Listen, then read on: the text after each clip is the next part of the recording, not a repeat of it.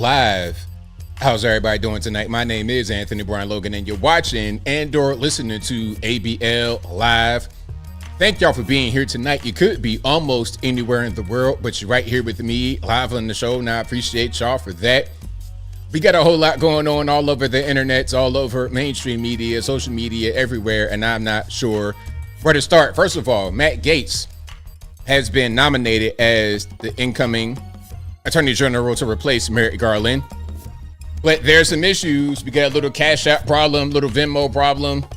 Although we didn't get locked up, there's a problem. We'll talk about that a little bit more a little bit later. Also, Nancy Mace destroyed a reporter over the issue of the transgender congressman, woman, Congress, Zim, whatever we're going to call this individual. We'll talk about that a little bit more a little bit later. Also, since we're going to have the orange man back in office, the sheriff's back in town, a lot of the illegal aliens, migrants, asylum seekers, border hoppers, gotaways, wet foot, dry foot, whatever you want to call them, they are self-deporting back to their country of origin or somewhere else because they know what's going to happen in just a little bit. We'll talk about that a little bit more a little bit later. Also, Charles Barkley destroys the Democratic Party saying, hey, you guys are stupid. You guys don't understand what Americans really want. We'll talk about that a little bit more a little bit later. Also, we got quite a few interesting clips, including Whoopi Goldberg trying to accuse a bakery of racism. How many times must we tell y'all to stop doing that, to stop crying wolf? Because when wolf actually comes, we're not going to be there. We'll talk about all those things and more on tonight's episode of ABL Live. And thank y'all again for being here. You guys are the best audience anywhere on these interwebs. If you like what you're hearing so far, if you enjoy the content in general, please give the video a thumbs up, like the video, share the video, do all that good stuff. That'll help me out tremendously. Hopefully the audio was good, FJ. Hopefully everything's all right. Hopefully your headphones are nice and secure in the situation. Hopefully your Bluetooth and everything is on point. And if my audio is messed up, if it's kind of janky, y'all please let me know. We got a whole lot going on. I'm sorry I was not here on Saturday. You know, I had to just get away for a couple of days just to get away. And I got a crazy story on my flight. I'm gonna tell you my flight story right now. Matter of fact, before I tell you my flight story, I'm gonna just go through my usual at the beginning. Then I'm gonna tell you my flight story. I had everything on my flight. I had illegal aliens or migrants, whatever you want to call them. I had somebody that was on drugs. I had a civil rights activist acting up, getting kicked off. It was a mess.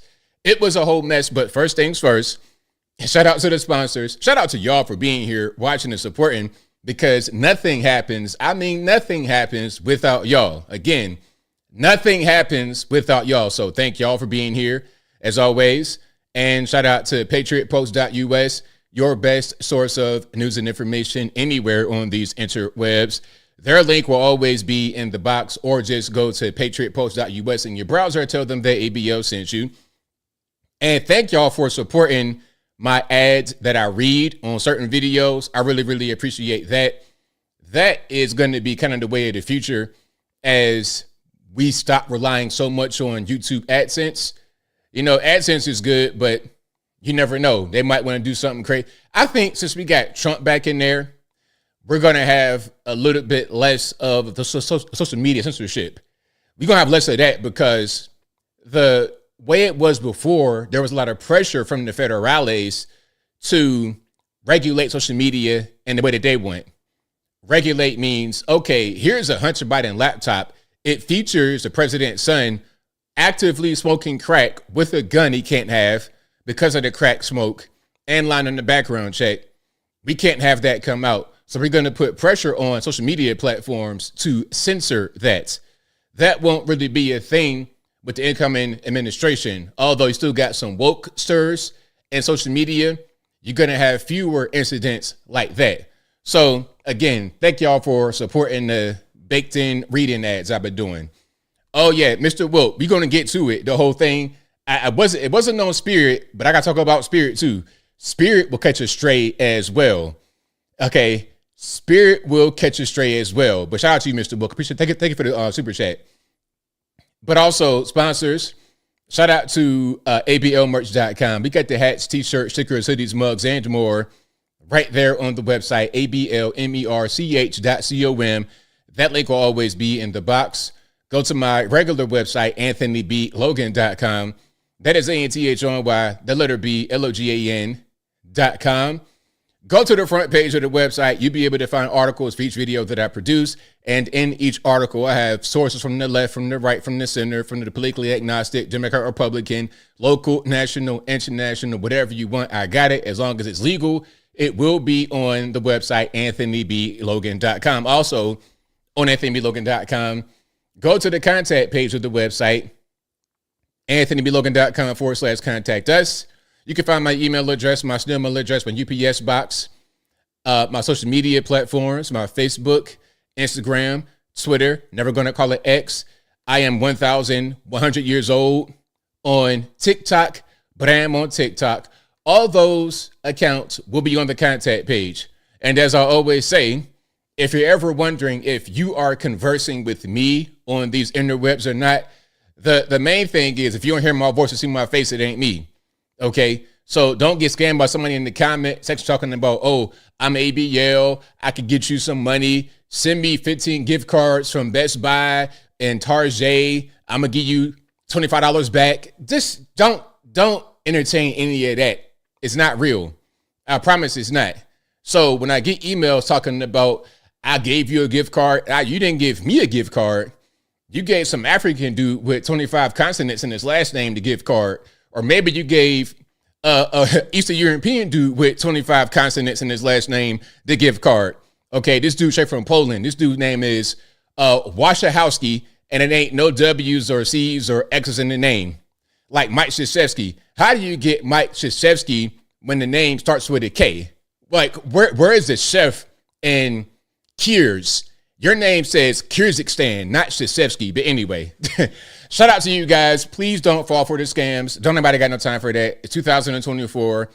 We got the orange man back. We're trying to get this money. We're trying to get this food, huh?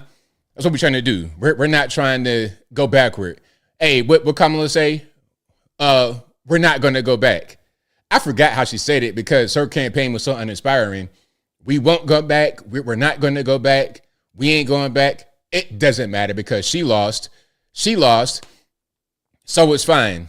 Now, okay, I got to get to my, I got to get to my flight story. Hold on. Before I even begin, let me get a good swig of that coconut water. This was crazy. All right. So boom. That's how we start a story. All right. So boom. I'm in Atlanta. When I fly, normally I drive from Chattanooga to Atlanta. Take me about 2 hours to get to the airport. It's an easy drive, straight down 75, no problem. It wasn't much traffic. The time I went, it was pretty smooth sailing. I get to my the shuttle place, park and fly, whatever that was. I get to my shuttle. I get on there. The Haitian dude, hello, sir. Where are you going? What flight are you going to? I forget his accent, but it sounds something like that. And I told him where I'm going. I'm going to Frontier. Now listen, I've flown Frontier before, and it was never a problem. I went to Miami from Atlanta on Frontier, and it was fine. It's not all the bells and whistles from a Delta, but it kind of reminds me of Delta a little teeny bit, at least the interior of the cabin, the fuselage. It kind of reminds me of that, but there's no movie screen or nothing on the back of the seat. You got to pay for snacks. They don't just give you the Biscoff cookies and a ginger ale like Delta does. It's just a dumbed down experience. It's cheap. And they had a direct flight to Norfolk. I'm like, bet, let's do it. I have not seen a Frontier flight to Norfolk before. This is my first time. Normally, I fly Delta to Norfolk. But anyway, so I get a Frontier flight knowing that there could be a risk because when you're on these cheaper flights, you're going to get people that can afford it. Now, I'll tell you what. And I'm going to tell you how I can kind of see that happening on my flight. But anyway, I get to my gate. They got me way, way back in the hole. But the gate was there. We're about to leave in a minute. I'm just waiting for them to call the zone to come board. Now, at the gate, there's a dude, and he's just kind of tripping like a drunk uncle at a barbecue. Now, I don't think nothing of it. I'm like, he ain't about to board.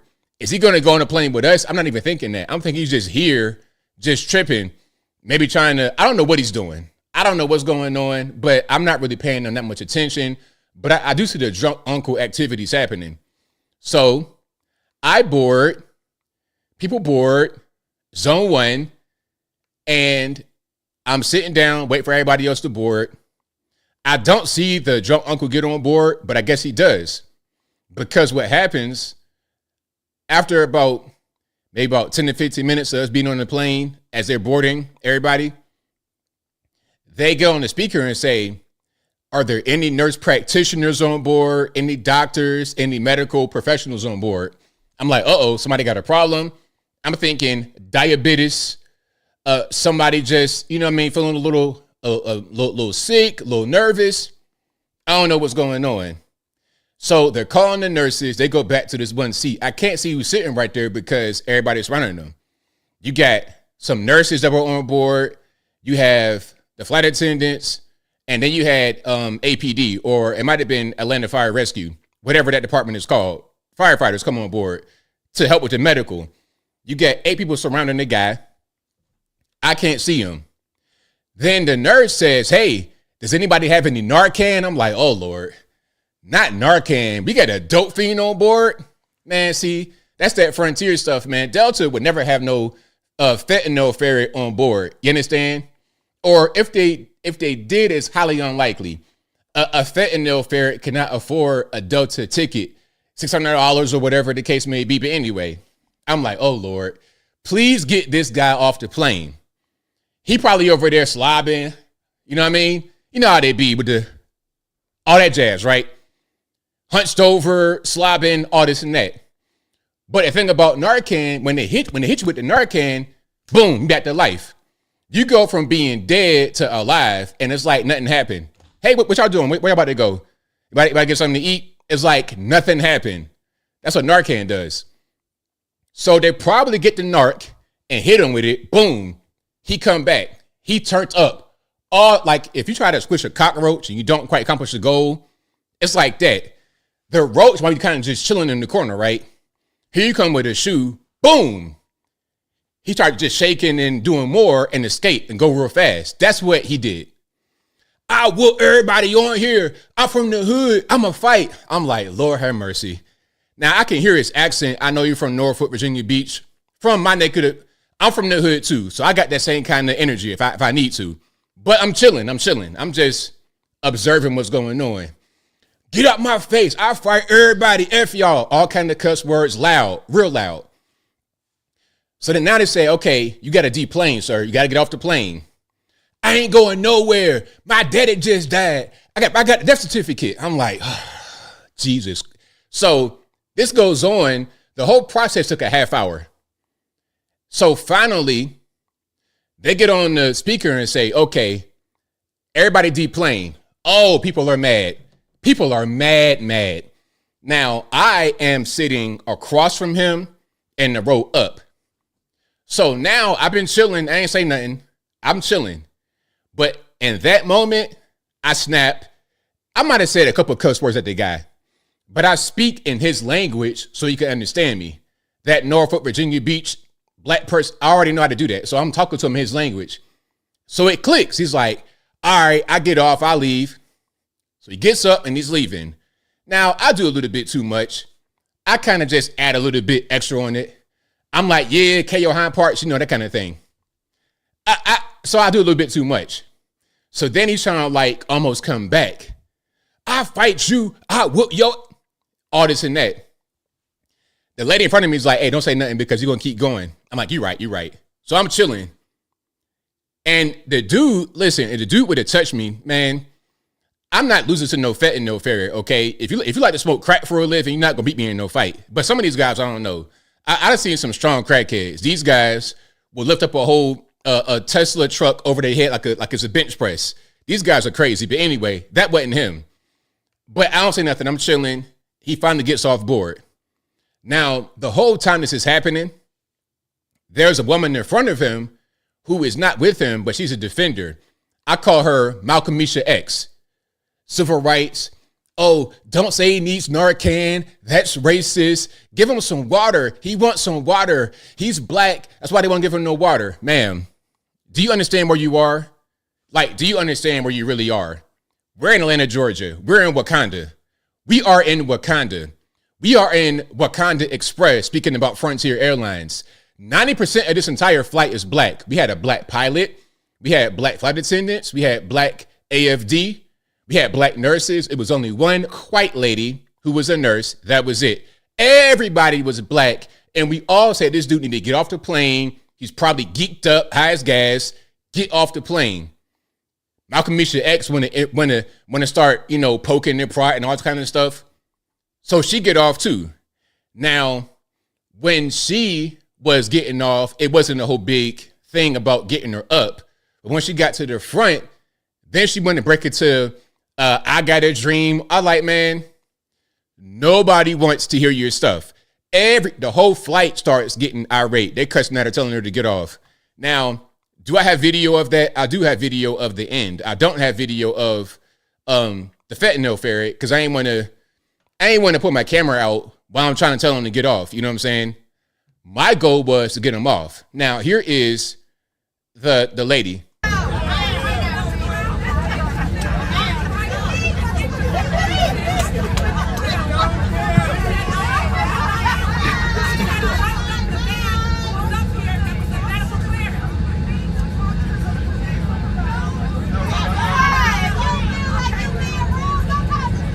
So that was my my morning leaving out on Friday. But finally, we got Malcolmisha X and the fentanyl ferret off the flight, and we were able to and everybody was thanking me, talking about I'm the guy that talked them off. I didn't even want to take no credit. I was just trying to, go to Norfolk. That's it. The lady came up to me, the flight attendant, and said, hey, write your name and number down and what you did, because everybody says that you got him off the flight. I'm like, all right, bet. I mean, can I get a free flight? Can I get can I get a credit or something? Like, what am I getting? I don't know. But yeah, it was a whole movie plot. Exactly, Honey Bean, a whole movie plot. But yeah, that was my morning. The moral of the story is, kids, please don't do drugs. I don't want to see one of y'all getting kicked off a Frontier flight because you high on fentanyl or something like this. He was high as gas, slobbing, all that. Dead to the world. Narcan come through, boom, back to life. Turned up like a squished cockroach. So yeah, this was on Frontier. Now Spirit just went bankrupt. And what's going to happen is the Spirit passengers will migrate to Frontier whenever they can. I would just say you could get a cheap flight on Frontier, maybe even Spirit, and you can get from point A to point B. But I'll tell you what, you might have some interesting passengers. When I first flew Frontier, we had a guy, might have had a BBL or something like this. I don't know what was going on, but I'm minding my business. You know what I mean? I'm minding my business. Also, something else, when you get on the flight like that, it gets mustier and mustier as the flight begins to fill up. I'm like, man, I'm smelling some funny smells. Okay, maybe deodorant is optional on a Frontier flight. I don't know what's going on. But yeah, man, you got to be kind of careful. I drive whenever I can, but I ain't driving to Virginia. That's a 10-hour drive through the mountains or through Atlanta. I'm good. I am good. I'll fly, even if I got to deal with a fentanyl ferret every now and again. Alrighty. So that was my story. Hopefully you enjoyed it. Now, let's get to the politics here. Joe Biden's birthday is today. He is 82 years old. Happy birthday to Joe, the big man, the big guy. Yeah, shout out to him. Now, here he is for some reason in the rainforest. I don't know what Steve Irwin, I don't know what, what's a man's name? Tarzan, George of the Jungle. I don't know what this dude is doing, but he's out there in the rainforest for some reason. Maybe to say the first octogenarian president to visit the rainforest. I don't know, but check it out. Oh yeah, and of course I was in Virginia visiting my family. That's where I'm from. So the return flight was cool. The return flight was no problem. Everybody was fine.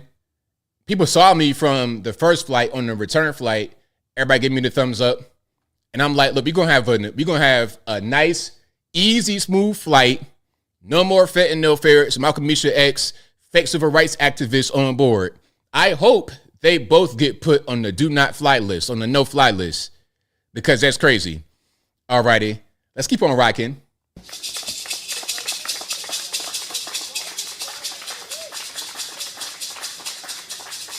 Okay, I guess that's it. Where are we going? Sir, we're like, anybody want to tell me where he was going right here? There appears to be a clear path to the left, on the left-hand side of the screen, to his left. So why are you going that way? You appear to be heading straight into the woods. Like, I don't know, man, these guys. But that's your man. That is your guy. That is your guy, not my guy. I was gonna say Gilligan's Island. Yeah, Gilligan's Island. Yeah, he's definitely getting lost. Yeah. So shout out to him. Shout out to him. All righty, let's keep going here. Now, we had UFC, all that kind of stuff over the weekend. We had a lot going on.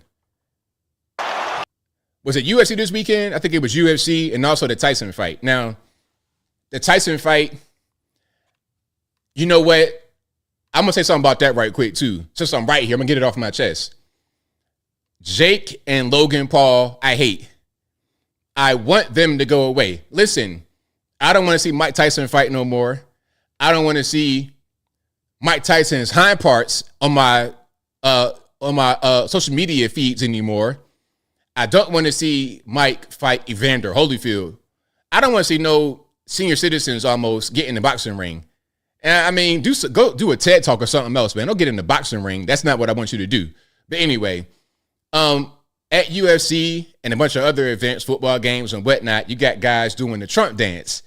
All right, we got John Bones Jones after his victory, a decisive victory, with a clean shot, with a clean spinning back kick straight to the ribs. That kick looks so hard, it's like the ribs are broken. But anyway, here's my man doing the Trump dance. He did the Trump dance. That right there is iconic. And look, right here, I'm not sure who that is right there to his left. Maybe you guys know who that is on the left of Trump. But you got RFK Jr. You got everybody. This right here is a good shot. You got Trump, RFK Jr., Mike Johnson, Speaker of the House, Tulsi Gabbard. I see Elon. I see Kid Rock. I see Vivek Ramaswamy. I see Jelly Roll. This right here is a new Hollywood. Okay. This is a new Hollywood. Robert Downey Jr., all these guys, the Avengers team that wanted to support Kamala could never. They could never. This right here is a new Hollywood. He did the Trump dance. Spinning back kick to the body. Spinning back kick. Followed by the Trump dance. So yeah, shout out to my main man, John Bones Jones, for the decisive victory and the Trump dance. Was that Frank Stallone? Okay. Or Saudi royalty to the left? I don't know. Frank Stallone or Saudi royalty? I can't tell. All right, we got more Trump dance. Now, this is the golf swing and Trump dance combination. I think this is a good one. I think that should be the standard deviation. The normal one, that right there, that's good. But then the golf swing and a Trump dance, brilliant. Check it out. Smith, Zadarius Smith with a sack in his one. So it's all over the place. Smith, Zadarius Smith with a sack. So I love it. And we got some more. And if you like what you're hearing so far, please give the video a thumbs up. Like the video, share the video, do all that good stuff. That'll help me out tremendously. This is Brock Bowers from the Oakland Raiders. Or is it Vegas Raiders now?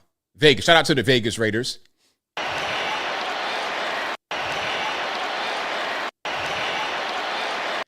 Shout out to them. Yeah, they've been gone for Oakland for a while. I think they went to LA and now they're in Vegas. So yeah. Gotta love the Trump dance. And I think we got another one. Oh, we got a few. Now we got, is this George Clooney and Brad Pitt? Is that what this is? I'm gonna turn the music off. But yeah. Is that a Trump dance? Or I think it is. Because nobody else was really doing that before it became popularized by my man Trump. And this is a thing. It's no race. You got black, white, Asian, Puerto Rican, candy stripe, all of that in there. Everybody's doing the Trump dance. Now, here they are in China. They call it the China virus because it comes from China.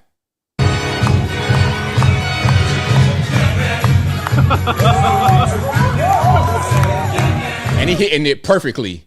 My man Song Yi or Lo Shao is hitting that Trump dance perfectly. All right. So shout out to him. And shout out to my Chinese homies, my Japanese homies, my Southeast Asian. Shout out to everybody over there supporting Trump and supporting the America First agenda. All right. So let's go ahead and now this right here is the Democrats' version of that. I think they were trying to duplicate that energy during the campaign. Maybe some of that 1.4 billion or however big the number is. Maybe some of that over $1 billion got spent on stuff like this. And you could tell now that it was a big waste. Of your daughter. What do you have to offer? Nothing. Only this. What's that supposed to okay. be about, baby? Girl, free up your mind, stop acting crazy. And this is really odd. You got a bunch of these young white guys with this black woman. I'm not sure if she's older than them. It's kind of weird. It looks weird. It looks like she's their auntie or something. But they're dancing for no reason. And on the screen, you have equal pay, reproductive rights, healthcare, education, voting rights, gun reform. I give it a good love. And it says white men for Harris. But why you got a black woman in front? It's just weird. It was so weird. That was probably the best way to describe their campaign. Cringe. Also, yes, cringe and weird. Okay. Very, very cringe. Very weird. Now, this right here is not cringe or weird.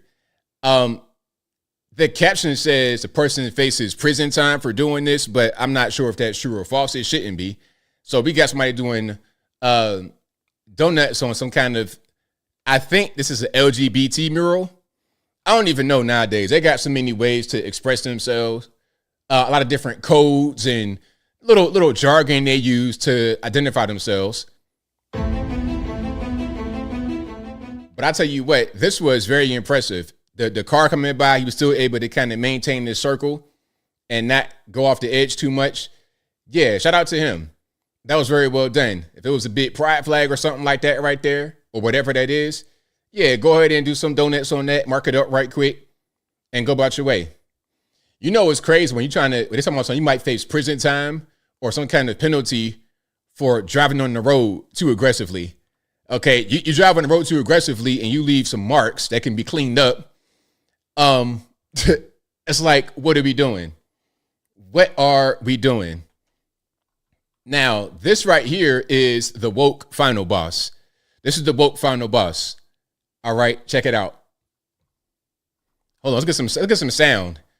All right. Now, we got everything going on here. And you know what? Hold on, can I say something right quick? I resent the fact that part of the woke uniform is the black frame glasses, because now somebody who might not be thinking clearly might see me and think that I'm one of them. But I'm not. I promise I'm not. All right. That's not me. Now, I think this is a woman right here. It's a whole lot going on. We got the black frame glasses. We got is that a mohawk? I don't know what's going on, but let's hear what this person says, shall we? Hey, Queen Bowser is crazy, NYC Patriot. If you thought we were woke before, you done went and woke the beast.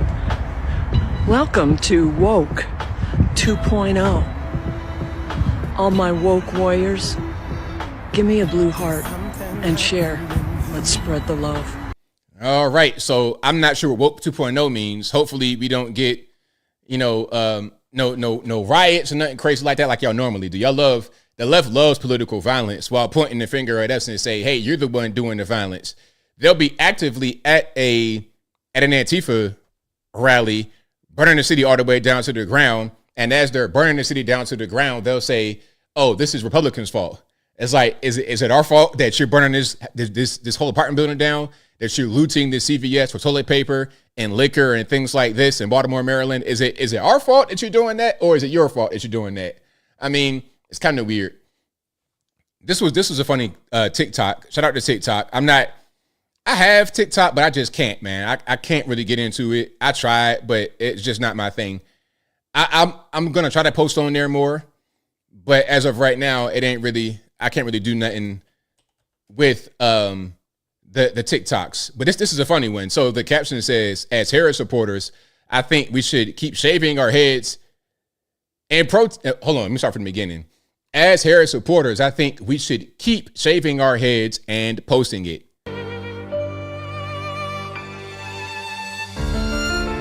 Oops. Whoa, oops. I didn't turn on the back camera and you get to see who I am for real. That's hilarious. And you know what? I wouldn't be surprised if you had people that were conservative putting out some of these head shaving videos. I wouldn't be surprised, because at the end of the day, I mean, I am not mad at them for crashing out like that on themselves. If they want to shave their heads off, if they want to leave. Oh, and speaking of leaving, Ellen and I guess her wife, I don't know what this is. I don't know what marriage is anymore. Is it man and a woman? Is it man and 18 women? Like, what is it? Anyway, so Ellen and Portia de Rossi says, we're leaving this Trump dump and they're going to England. Now, shout out to my UK people. Hopefully you enjoy Ellen. Hey, hopefully you enjoy Ellen. And I'm glad that you guys get her rather than us. I wish her well over in UK. But you know what's funny is that didn't Ellen have some kind of allegations against her about workplace misconduct or a bad workplace? There were some allegations out there. I'm not saying they're true. I'm not saying they're false, but I'm saying maybe you're motivated in part by that. You're doing the whole Russell Simmons going to Bali trying to escape, any kind of legal issues. Maybe. I don't know. But yes, Ellen has left. And I respect her a lot for leaving rather than a lot of these celebrities that say, oh, if Trump wins, I'm going to Canada or I'm going to Australia, a place that's more white than the United States. But they say that the U.S. is a white supremacist country, but they go to a 95% white place in Europe. But anyway, I appreciate her for actually leaving. I appreciate that rather than staying around and complaining about it the whole time. Now, this video, and before I continue with the videos, I've already said this on stream before, but since I have you guys right here, let me go ahead and show you. So if you are on Rumble, go ahead and follow me. Follow me on Rumble. I got a few videos up right now. We're at 94 followers. Let me put this link. Let me put this link in the chat so you guys can have it. Let's go right here. There we go. So I'm gonna put Rumble. Rumble should also be. Let me put Rumble in the box as well. Rumble should be in the box. There it is. I put Rumble in the box in the description. You can click on it right there. But it's also in the chat. So again, I'm on Rumble. If you are not really a fan of YouTube, and I think I gotta talk to my guy about how I can simulcast. I know I can't do it, but probably by sometime this week or next week, I'll be able to stream on there. So if you absolutely want to see me on Rumble, you can. The page is active right now. And we got Rumble. We got, locals coming up as well. That'll be within the next few days, so you'll have access to both. All right? And I'm everywhere as well. I'm on Rumble. I'm on Twitter. I'm on all of that. Y'all check me out. Let's continue. Now, this was funny. Alan Lichtman. Y'all know who that is? The keys guy. This is the guy who the media kept touting as somebody that knows all this stuff about the election. And he has certain keys to victory. And if he has calculations he does with his keys, and he can predict the election normally.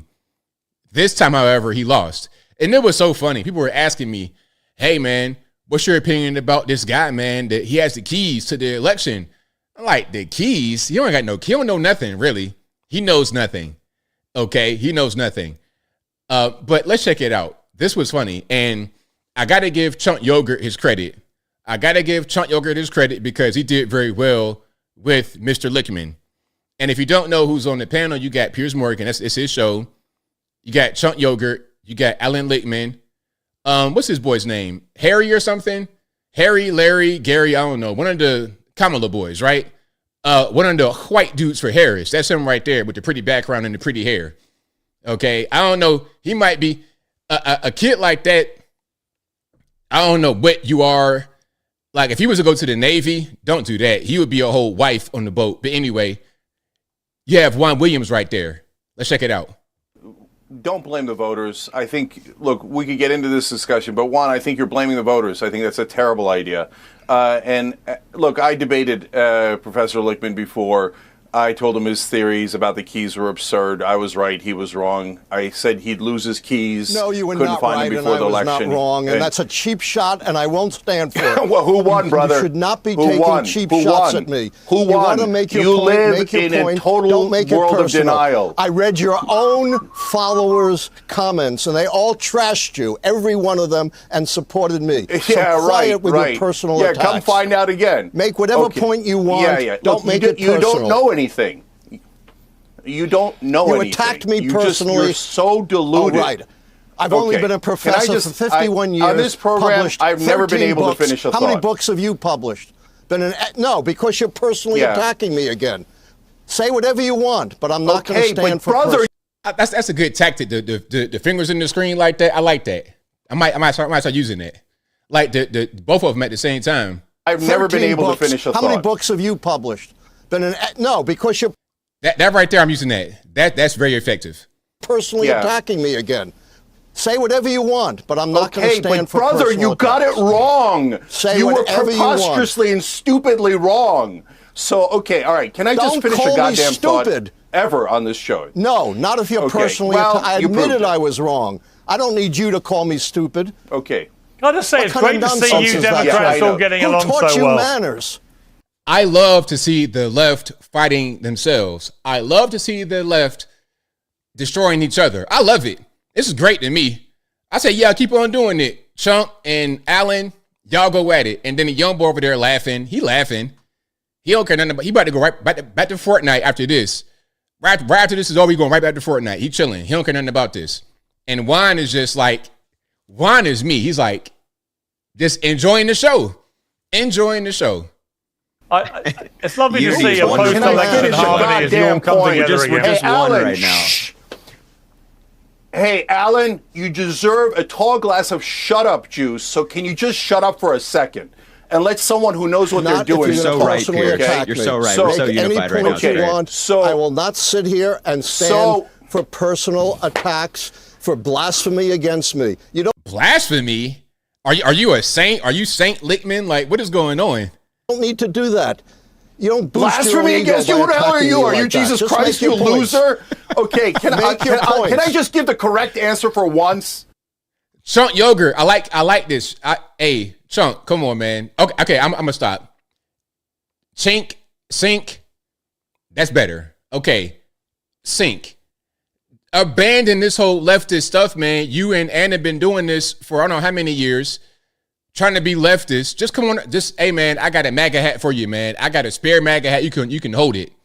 And Alan, hey man, if you want to come to our side, I'll get you a brand new wig and the MAGA hat to go with it.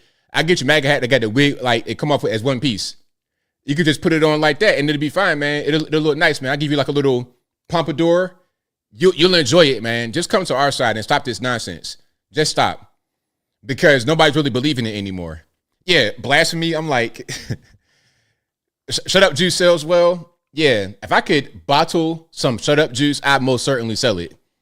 I would sell it. Now, okay, I've not watched this, and it might be a little risky to play it, but I think it'd be okay. If it gets weird, I'm going to shut it off. It's just a comedy skit about TDS, because a lot of people got TDS, man. TDS is a real thing. And on a somewhat serious note, I think TDS was brought on by the mainstream media when they keep putting out these negative stories and they keep talking about Orange Man bad, he lies, all this, that, and the third. What it does is it creates a situation mentally where people don't know how to process it, so they wind up crashing out and doing crazy things because of the TDS. And you know what I saw? I saw this true crime story on YouTube where the girl had deleted her father with an ice pick for being a Trump supporter. And when you see the girl, she'll look very familiar to you. I'll play that in a minute. How has the election made you feel on a scale from 1 to 10, with 10 being Nazi? My name is Dr. Nick Peterson, and I specialize in those suffering from TDS, Trump Derangement Syndrome. Hello. I'm Dr. Peterson. How are you? Well, Donald Trump is a felon. Nope. I asked how you were doing. The majority of Americans can mentally handle election results on both sides of the aisle. However, there's this small, albeit growing, group of, I don't want to say Americans, but people that are just disconnected from reality. Fascist. And honestly, it makes diagnosing these people a whole lot easier. I just check their social media. Gone are the days when you just search your symptoms on WebMD at home by yourself. Now they record their symptoms and post them for the world to see. Wow, they're on right there. Hold on. Yikes. Good grief. The haircut is also a dead giveaway. So, what brings you in today? Oh, I don't know. Maybe it's the orange democracy-destroying, Putin-loving dictator. All right, so mental illness. They are completely blind to the fact that their absurd actions and ideologies were a big factor in their party's loss. Let me ask you this. Do you even know what democracy is? Follow-up question. Do you know how Kamala Harris became the nominee? I know you're a deplorable Nazi fascist bigot. Okay, neat. Turns out that calling half the country Nazis for 4 years was not a winning strategy. And yet somehow, not even Cardi B could save him. Do you realize what I'm going through? Yep, delusions. I am losing my right to vote. What? Where are you getting your information? Whoopi Goldberg? Well, what's the remedy, you might be wondering? Well, if you ask me, it's a history lesson in Jesus, but the pharmacy doesn't offer those. I prescribe them a brain, and I send them to tryabrain.com. Try a brain. Yeah, try a brain. That's probably the best way to go about it. Yeah, get a brain. Get a functioning brain that's not damaged by the mainstream media. For more information. Well, I'll show you. I'm moving to Canada. That'd be great. And I'll be shaving my head. Oh, no. And one last thing. I'm going on a sex strike. Your loss. Okie dokie. Oh, no. So shout out to him. My man, what's his name? Let me get his name. Nick Peterson. I am Nick Peterson on the Twitters. Shout out to him. Again, Nick, N-I-C-K, Peterson, P-E-T-E-R-S-O-N. All right. Shout out to him. Now, this is an ad for Jaguar, you know, the car brand. And this is yet another example of how people hate woke stuff. I'm going to play this ad and you tell me how you liked it. Again, Jaguar, the car brand. The car brand.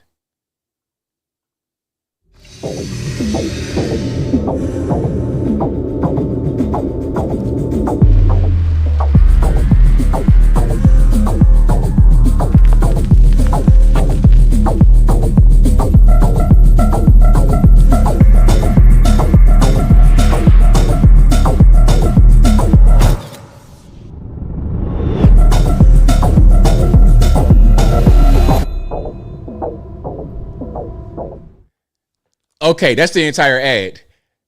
How'd you like it? How'd you like it? Was it a good ad, bad ad again? This is a car brand. If I didn't say it already, this is for a car brand. Now, where's the car? Where's the car? I mean, okay, we got all this stuff going on. Maybe I'm trying to rationalize it. Okay, you're trying to get my attention, trying to just draw me in, something bright and colorful. Okay, cool. But where's the car, though? So how do you guys like it? I thought this little rock right here might be a reveal of a car, but nothing ever materialized. Yes, it's a car. Well, it's supposed to be a car. I don't know if it's a car commercial, but I don't think Jaguar makes anything else other than cars. I've not seen a Jaguar clothing line. I mean, not only woke, but ineffective because ain't no car. If you were to show me a beautiful vehicle, great. But you didn't even do that. You showed me some colorful woke people and some rocks. That's what you showed me. All right. Oh, is that a Flintstone car, Blessed? Okay, maybe that's it. It's a Flintstone car. Now, we got to get into Nancy Mace destroying the reporter in a little bit. Hold on. Before I do that, let me just organize that properly. And if you like what you're hearing so far, please give the video a thumbs up. Like the video, share the video, do all that good stuff. That'll help me out tremendously. Okay. Nancy Mace, let's get into it. This video goes out to Congresswoman Nancy Mace. Congresswoman Nancy Mace, I hope that one day I do find you in that woman's bathroom and I grab your ratty looking fucking hair and drag your face down to the floor while I repeatedly bash it in until the blood's everywhere. You know, the most violent kind of person is a dude who thinks he's a woman. That the so-called transformer, the transgender, they're violent. They are very violent. They will crash out over nothing.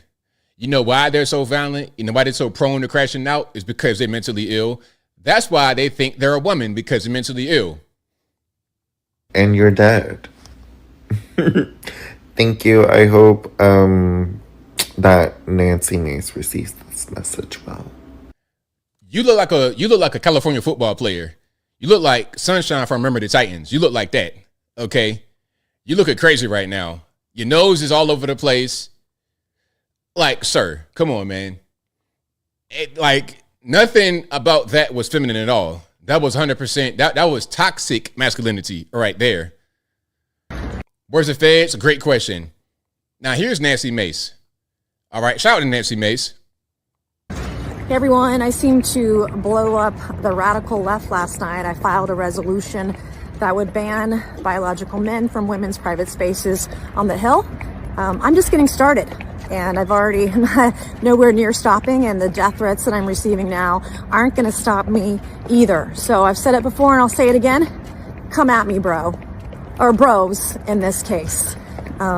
I'm not going to take your threats for an answer, and I'm going to fight like hell for women and girls to keep men out of women's private spaces, to include bathrooms, restrooms, locker rooms, changing rooms, you name it. You are not welcome. Hey, I see some of y'all in the chat. Now, who do y'all like better as far as looks? Can I do that? Am I off balance? Nancy Mace or Kristi Noem? Who do we like better? Nancy, I'm not going to do a poll. That's inappropriate. Nancy Mace or Kristi Noem? I'm more of a Nancy Mace kind of guy. I like Nancy Mace. But what do y'all think? Y'all let me know. Because I see y'all in the chat. And I knew when I played it, you were going to be like, oh, Nancy Mace. And I could have played another video. Y'all would have gone crazy. Y'all would have had steam out the ears. I played the other video. But anyway, let's get to the good one. Y'all say Nancy. Let's get to the one where she destroyed the reporter in a second. Hold on. You like Nancy and Kristi? Okay. Let's do a side by side. This is not misogynistic. It's okay. Maybe I'll do one with a couple of dudes side by side. And that came out really crazy, but y'all know exactly what I meant. So let's not get weird. All right. Can we do a side-by-side without having to make it right quick? All right. Let me see. Let me see if I can. Okay. I mean, this is probably the best we're going to get right here. It's not a very good picture, but it works. Okay. So on the left, we have Nancy Mace. And in the center, we got Kristi Noem. On the right, I don't know who that is. Maybe y'all know who that is. It's not the best picture, but that's them. Personally, I say Nancy Mace. All right. But I digress. We don't want to get too far off track. Hey, we got to stay focused. We must stay focused. Shout out to Umar Johnson. But let me go back to Nancy and how she obliterated that reporter. Here she goes. Here's Congresswoman Mace. Congresswoman Mace, can I ask you a question as you walk here? So the question is, with your piece of legislation about banning women from using... 100% yes. My question to you is... It doesn't go far enough. I'll be filing more bills. You have said that it was created in response to Congresswoman-elect McBride. 100%. And but should legislation be created targeted at one specific person? It doesn't mention anyone in the legislation, but you've said it would... Let's pause. Now, context. She put forth the bill for the Capitol because there's a new transgender House rep from Delaware. This person's name is Sarah McBride. Now, let me go find this individual. I don't know what Sarah's birth name is. Okay, let me see if I can find that. They don't even really, it's weird. They don't even show the birth name on Wikipedia and stuff like this. I know this man was not born Sarah to his parents, but they don't show it. Normally what they do, if there's a name change and it's not some kind of LGBT thing, they'll put the birth name. Whoopi Goldberg is Karen Elaine Johnson, I think that's her name. They'll put it on Wikipedia. They'll put her real name up there. If she changed it, to put her first name up there. If she got married and changed her last name, they'll put that up there. But when it comes to the Transformers, they don't want to say nothing. I think that's inappropriate and unfair because I should be able to know if a person was a man before, if they're going to be in public office. I'm just saying, well, not a man before. I need to know if someone is a man or not, if they're going to be in public office. But let me find Mr. McBride right quick so you can see who I'm talking about. And we keep on rocking. And if you like what you're hearing so far, please give the video a thumbs up. But this is the person in question. This person is a new House rep from Delaware. All right. Now, obviously a man who now identifies as a woman. What Nancy Mace did was put out a bill for the Capitol to prevent this man from going to the women's restroom. It shouldn't really be a thing. Some of y'all are freaky talking about, Blair White shouldn't have to go to the men's restroom. Yes, Blair White should go to the men's restroom. I don't care how much some of y'all like the way that this man looks. It's still a man at the end of the day. Okay, you could look like Dolph Lundgren, or you could look like a Thai lady boy. I don't care. You got twig and berries regardless of what. Some of them Thai lady boys might also be Muay Thai fighters and beat you down like you stole something. So don't act like because it may look a certain way that they're not who they are. Looks can be deceiving. Looks don't really mean that much. It is what it is. But the whole point of the bill was to keep people like this out of women's spaces. It shouldn't really be a big thing. But let's go back. Was aimed at her.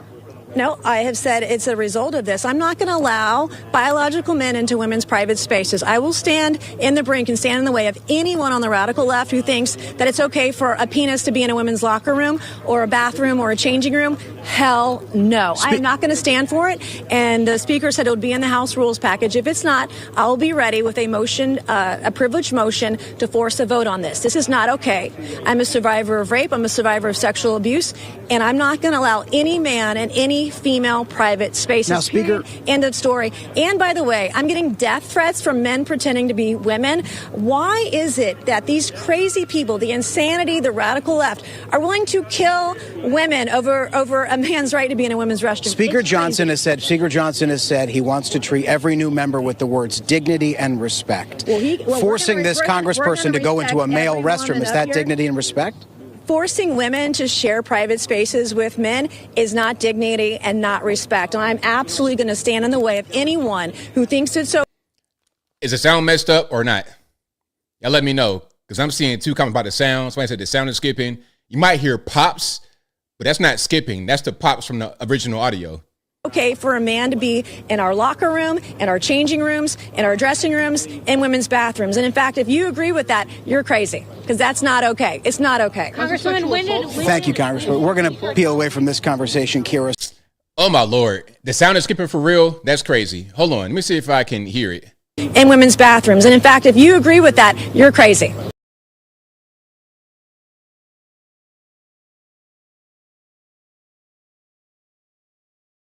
I don't really hear it. Like I'm listening to the replay. I don't really hear it.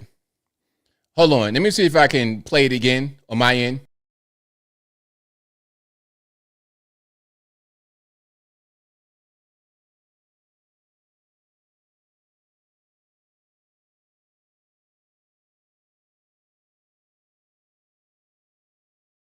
Yeah, I don't hear it. I don't know what's going on. So some of y'all say I'm fine. Some of y'all say it's bad. It's not skipping. That's fine. It's not skipping. Okay. Yeah, I think y'all were just hearing the pops from the original audio of this. That's what's going on. It's not. Now I'm getting the bit rate. Oh, no, I'm good. Okay. I had the sound off for a minute. That's why the bit rate kind of dropped, but I should be fine. All right, let's keep going. So a little bit of the context of what we were just talking about, and I'm going to have my cameraman step out of the active driveway here, was that... Yeah, anybody got issues, just refresh, and it should be fine. Nancy Mace put forward this piece of legislation. It was aimed, she said, although the name is not in the legislation, at a new member of Congress, Sarah McBride of Delaware, who is a transgender woman. She has said that the legislation would prevent women from using male restrooms and vice versa in the United States Capitol. Speaker Johnson has said, he made a statement earlier today where he said he believes, a quote, man is a man and woman is a woman, but he also called for, as you heard me ask the congressman about, dignity and respect for new members of Congress, and that would include this new member of Congress, Sarah McBride from Delaware, who is a transgender woman. This whole thing, man, I'm not trying to call nobody a transgender woman. At the end of the day, you're a man. It is what it is, man. I don't care nothing about what you think about yourself. You know, okay, you might be a professional basket weaver. Must I refer to you as that every time I see you? Your honorable basket weaverness. What does that got to do with anything? Now, your business. What I want to show you.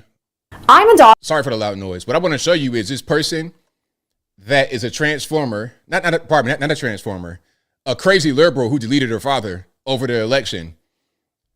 Okay.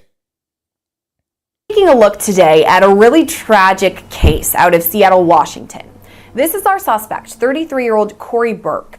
She was already kind of in the public sphere before all of this because of her marriage to transgender writer Samantha Lee Allen.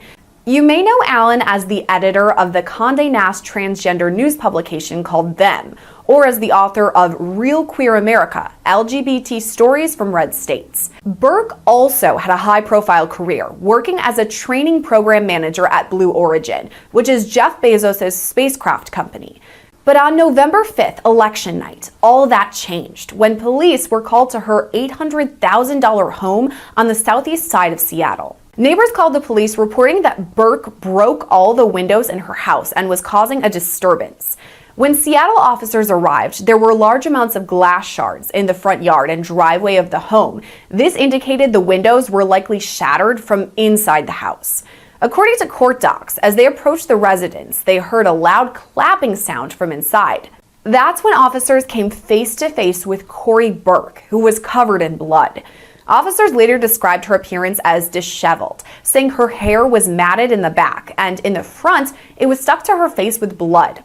A responding officer reported Corey appeared to have a light layer of blood on the right side of her face, on her cheek, under her eye, and onto her nose. She also had a line of blood on her lower lip that was thicker and chunkier. This next part is a disturbing description. The officer wrote, quote, "The blood created a lip." I'm gonna go ahead a little bit because I want you to see this person.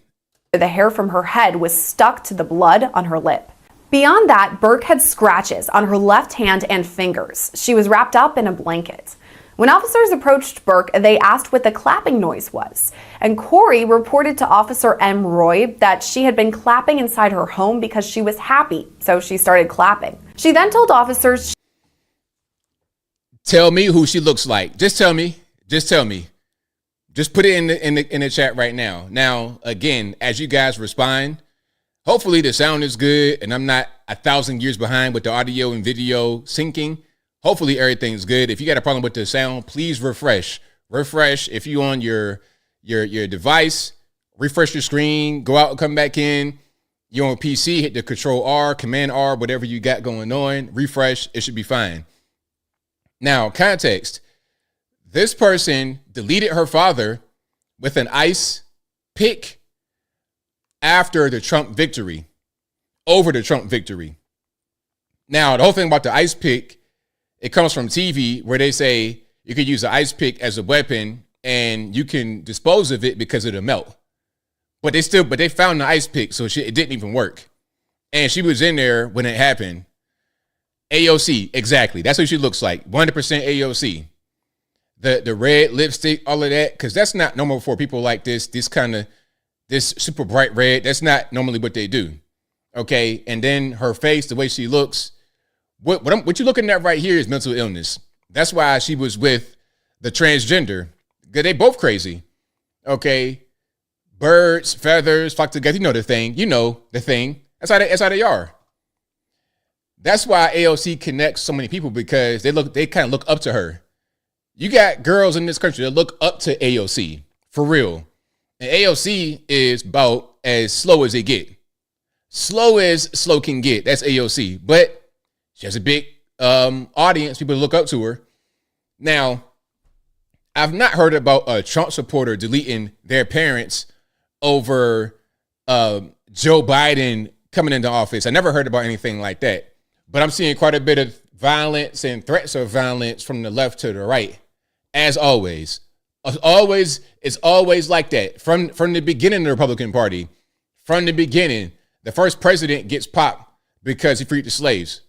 Right in the movie theater. Remember, Abe Lincoln, the very first Republican president ever. The GOP, although it says Grand Old Party, is younger than the Democratic Party. Washington, D.C. D.C. has never voted Republican since the beginning, because that's the political establishment right there in D.C. The GOP came along to be kind of anti-establishment. Okay? But yeah. That person right there, trust, you're going to see a lot more of that kind of stuff if we don't get a hold on this mental health issue. All right. Now, if you like what you're hearing so far, I know what to do. Let's move along a little bit and go to the View. This right here made my heart warm. That was kind of a rough story, but the AOC lookalike, the AOC wannabe, the AOC single Hispanic female, whatever she wants to be.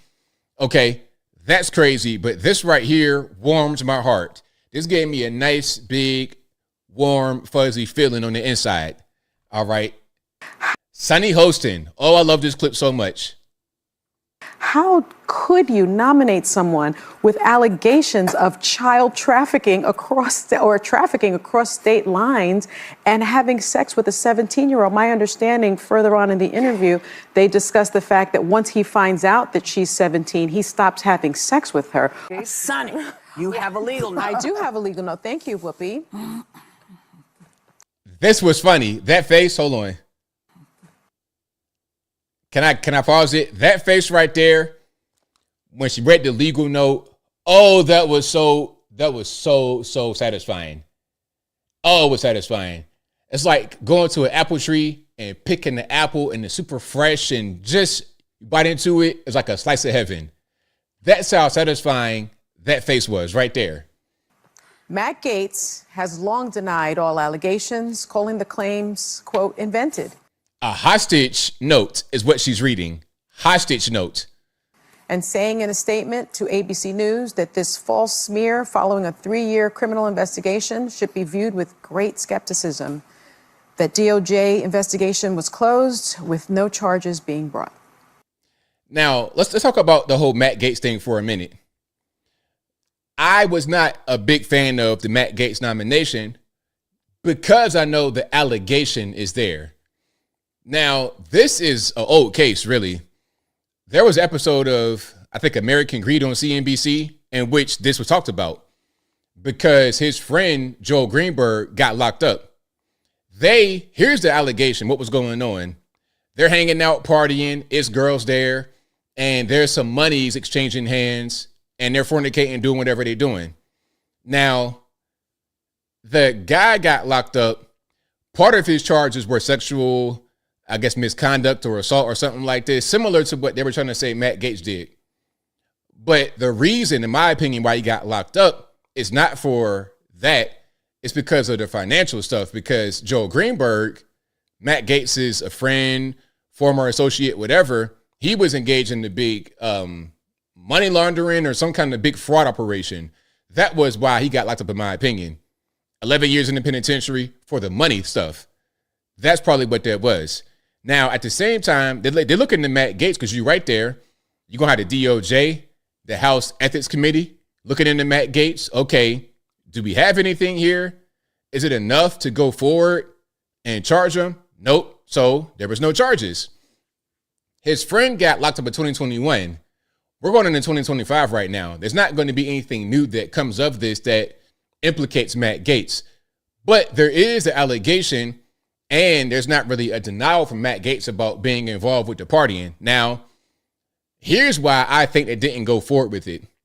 This happened under Merrick Garland. This is not a Trump situation where he let him off the hook.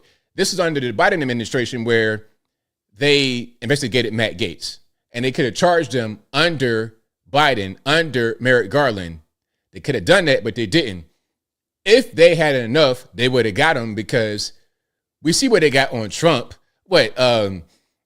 Overvaluing your property, just the most ticky-tacky stuff they got on Trump. So if you got sexual assault or something like that, and you could prove it against Matt Gaetz, you're going to send him straight to the penitentiary to make big rocks little, but they didn't. And you know why? It's because if you start to look into the pay for play and the Venmo and Cash App, you're going to open the big can of worms.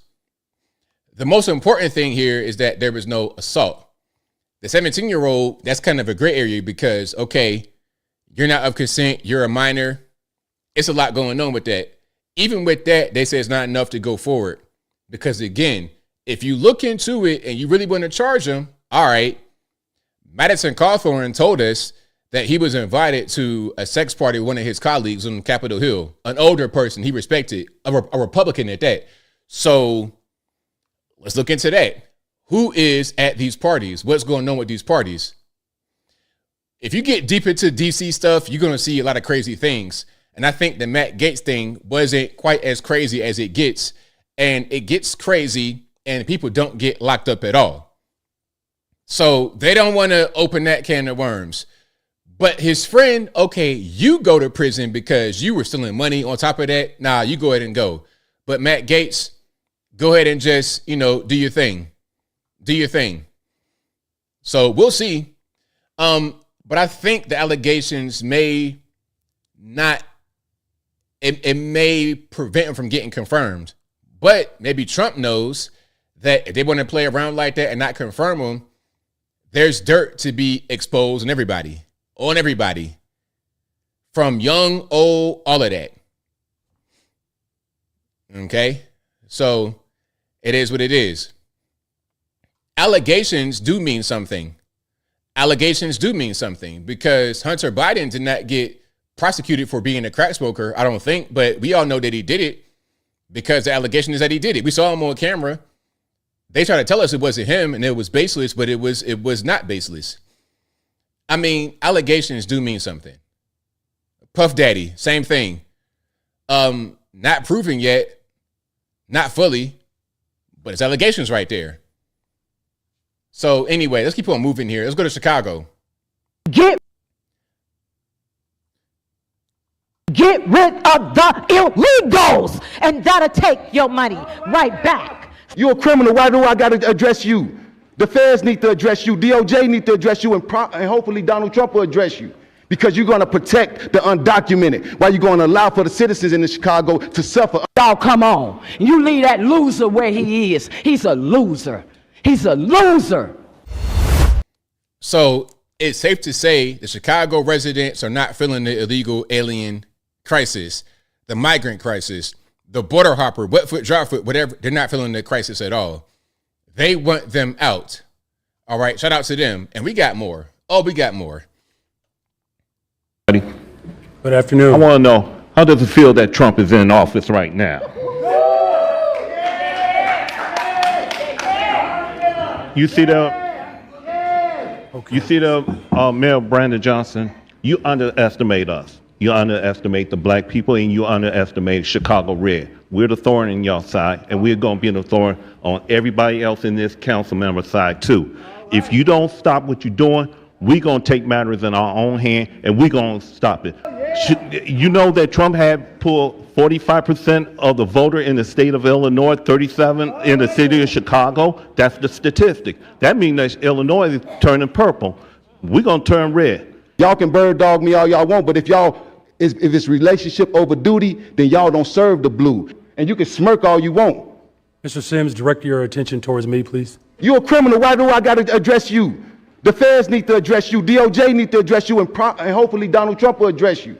Because you're going to protect the undocumented while you're going to allow for the citizens in Chicago to suffer under your, 33%? See, Joe Lopez cooked that 3% up a long time ago. Y'all called it a circuit breaker. Y'all been talked about it. Remember, before you came in here and gave that jovial speech, you need to be inspected.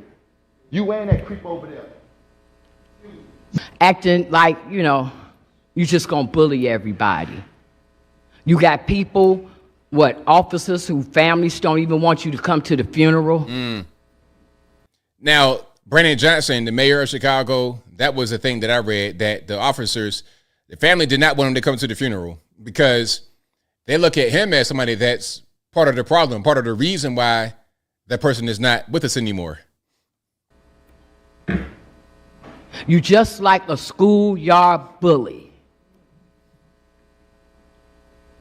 That at some point, and you might not know nothing about it because you grew up in Elgin, but those of us who grew up on the south side and west side of Chicago, we all know at some point that bully gets cornered in the alley, and everybody come at him, and he ain't gonna have nobody to help him. That's you. That's you. Keep thinking you ain't gonna abide by what the president of the United States said. Everybody know better than that. I see you, Anna Valencia, in your red. You know what it is. This is the second time you showed up in city council in red. You know what it is? Yeah. So you and the rest of them that know what time it is, y'all come on. You leave that loser where he is. He's a loser. He's a loser. No, me and Zoe, we ain't doing nothing for nobody except for ourselves. We got you, loser. 14% rating is what you appear to have, Brandon Johnson, across the United States, or how they see you. But 14% rating. Now, I'm going to talk about all those known donations of $11.5 million that came from places like the CTU, the SEIU, the American Federation of Teachers, Illinois Federation of Teachers, and then someone got the nerve to get on there and talk about cutting the pensions. What about our real estate? Because, see, we paid for these properties for a purpose and not for you to go touching it with $300 million that you want to siphon out of the citizens' pockets. Get rid of the illegals, and that'll take your money right back. Exactly. 100%. Hey.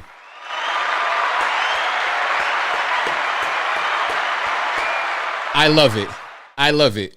It's unfortunate had it come to this. It had to come to this. It's very unfortunate, but it needed to happen. When you see the effects of the illegal aliens, when you see the effects of your vote really impacting you, like they're going to steal your house from you to pay for the illegal aliens.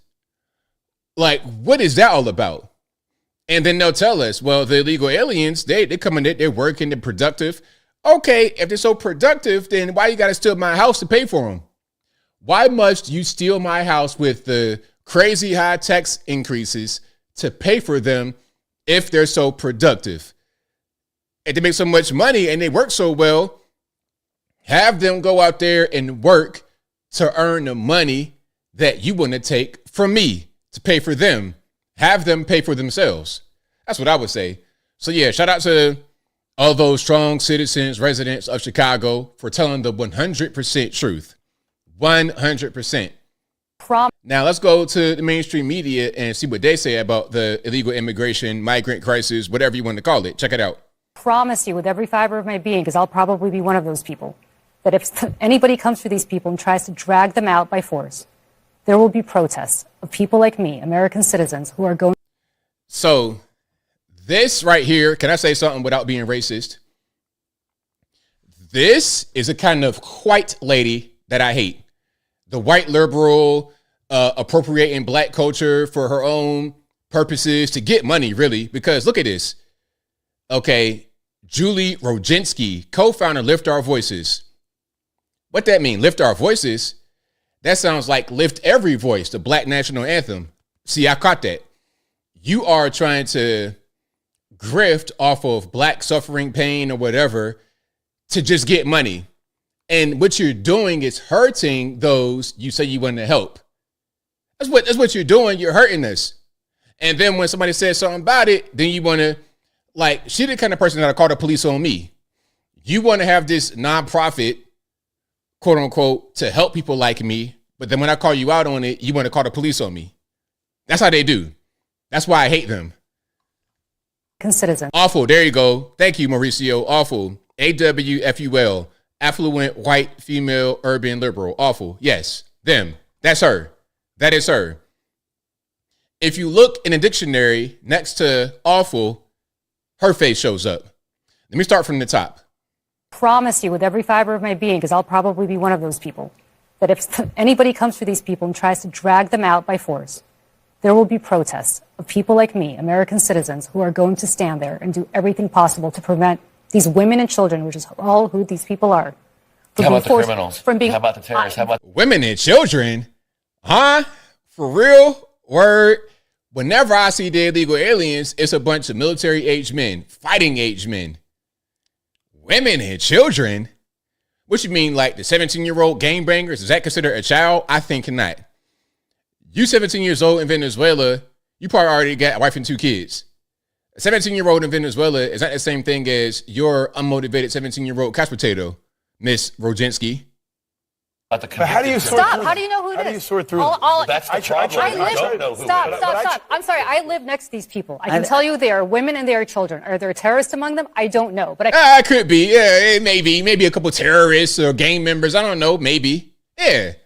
But it's okay. It's fine. Don't worry about it. I can tell you that and there. Neither does the government. But I can tell you. But let me tell. Okay. But what I'm telling you right now, practically speaking, is that there will be people, American citizens, who will prevent these little kids from being dragged out of these shelters.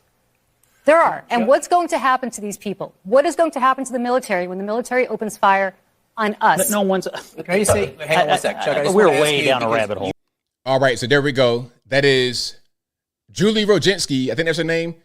Yeah, Julie Rodzinski talking about doing whatever she can to make sure the migrants don't get sent back. All right, and if you guys have any lagging or whatnot going on, please refresh. Now, this is a kind of individual who's actually here and actually causing problems, Miss Rodzinski. Ibarra, illegal alien, accused of killing Laken Riley. Hearing the verdict now. Let's watch.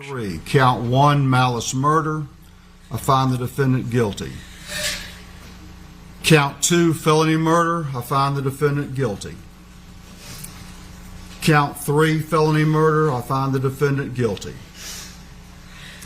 Count 4, felony murder. I find the defendant guilty. Count 5, kidnapping with bodily injury. I find the defendant guilty. Count 6, aggravated assault with intent to rape. I find the defendant guilty. Count 7, aggravated battery. I find the defendant guilty.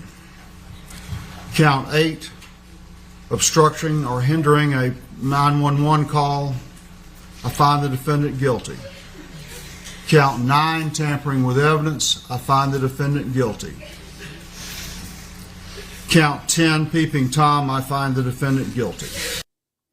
So guilty on all counts, and I think he got life in the penitentiary. If it's me, I say firing squad, man. Give him the firing squad, give him the rope. Go ahead and just delete him right now so we don't got to deal with it. So he's not a burden upon the taxpayer. That's what I say. Go ahead and just get rid of him. Listen, if I could just make that decision, I would say, yeah, send him out back right now and be done with it so we don't got to experience this dude anymore. Yeah, that's what I would say. You got undeniable evidence. Like, nah, go ahead and just dispose of him. I mean, I don't see why that would be necessarily a bad thing to do. In that case, when you have undeniable physical evidence, witnesses, all of that, go ahead and just, take care of it that way.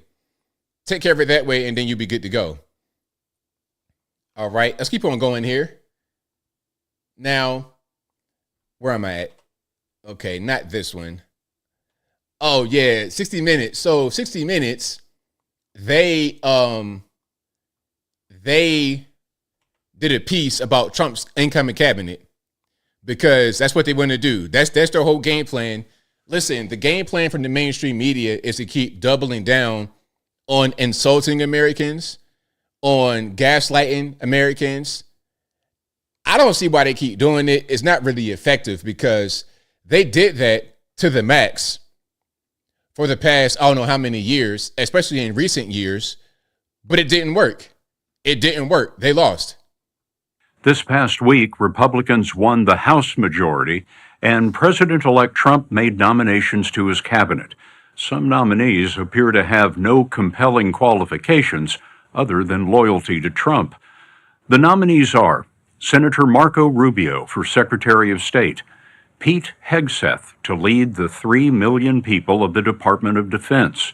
He's a combat veteran, most recently a morning show host on Fox News with no government experience. Must you have government experience to be part of the government? Is that required? Because last I checked, President Trump, your two-time president, not one time, two-time president, your two-time president had no government experience. I don't think he did he? He was not a politician before he became a politician.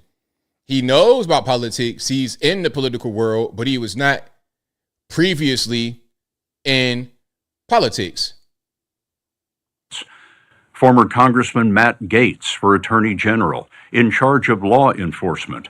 Gaetz has been investigated by Republicans for alleged drug use and sex with a minor. Gaetz denies those allegations. Former Congresswoman Tulsi Gabbard for Director of National Intelligence. She sought a pardon for Edward Snowden, who leaked U.S. secrets and now lives in Russia. And Robert Kennedy Jr. for Secretary of Health and Human Services, a skeptic of vaccinations. It's all just negative stuff. It's everything negative, nothing positive. And if he was introducing the cabinet for Kamala Harris, it'd be all positive. Nothing but positive stuff. They go above and beyond to list positivity when it comes to them, but when it comes to us, we don't get the same kind of grace. It's up to the new Republican majority in the Senate to decide whether these nominees are equipped to represent the American people. And what happens is normies, when they watch stuff like this, they get radicalized. They get radicalized because they don't really understand anything other than what they're being told by television. All right. And that's the effect. And this is where TDS comes from. I said before, TDS is contagious. You catch it from TV. TDS is contagious and you catch it from television. That's what's going on. So yeah, that's 60 Minutes and a little piece on Trump's cabinet. Personally, I think you got a good cabinet. Rubio, Hegseth, Gaetz. Gaetz is kind of a question mark, but Tulsi Gabbard, RFK Jr. And one thing they didn't really talk about in that is how RFK Jr., Tulsi, these people were like leftists. They were Democrats or just not Republican really. And what they did was go across the aisle to work with Trump because they see him as a good leader and a net positive for our country. That wasn't the story. What they want to talk about more is the race part. Hold on.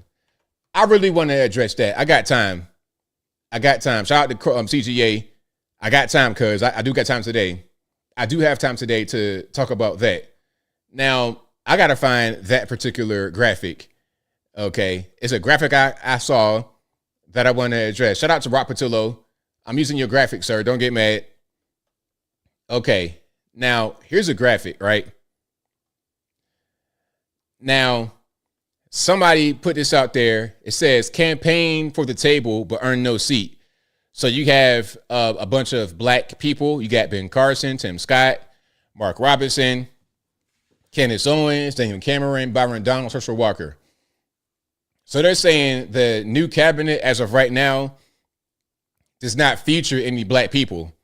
Now, personally, I don't care. I couldn't care less. If the cabinet is 100% white, so what? Are they good for the country? Will they serve us well? Am I going to be able to keep the majority of my money?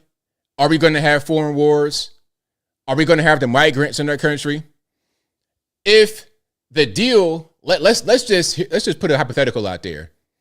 Let's say Trump said, you know what? We're going to have a 100% white cabinet.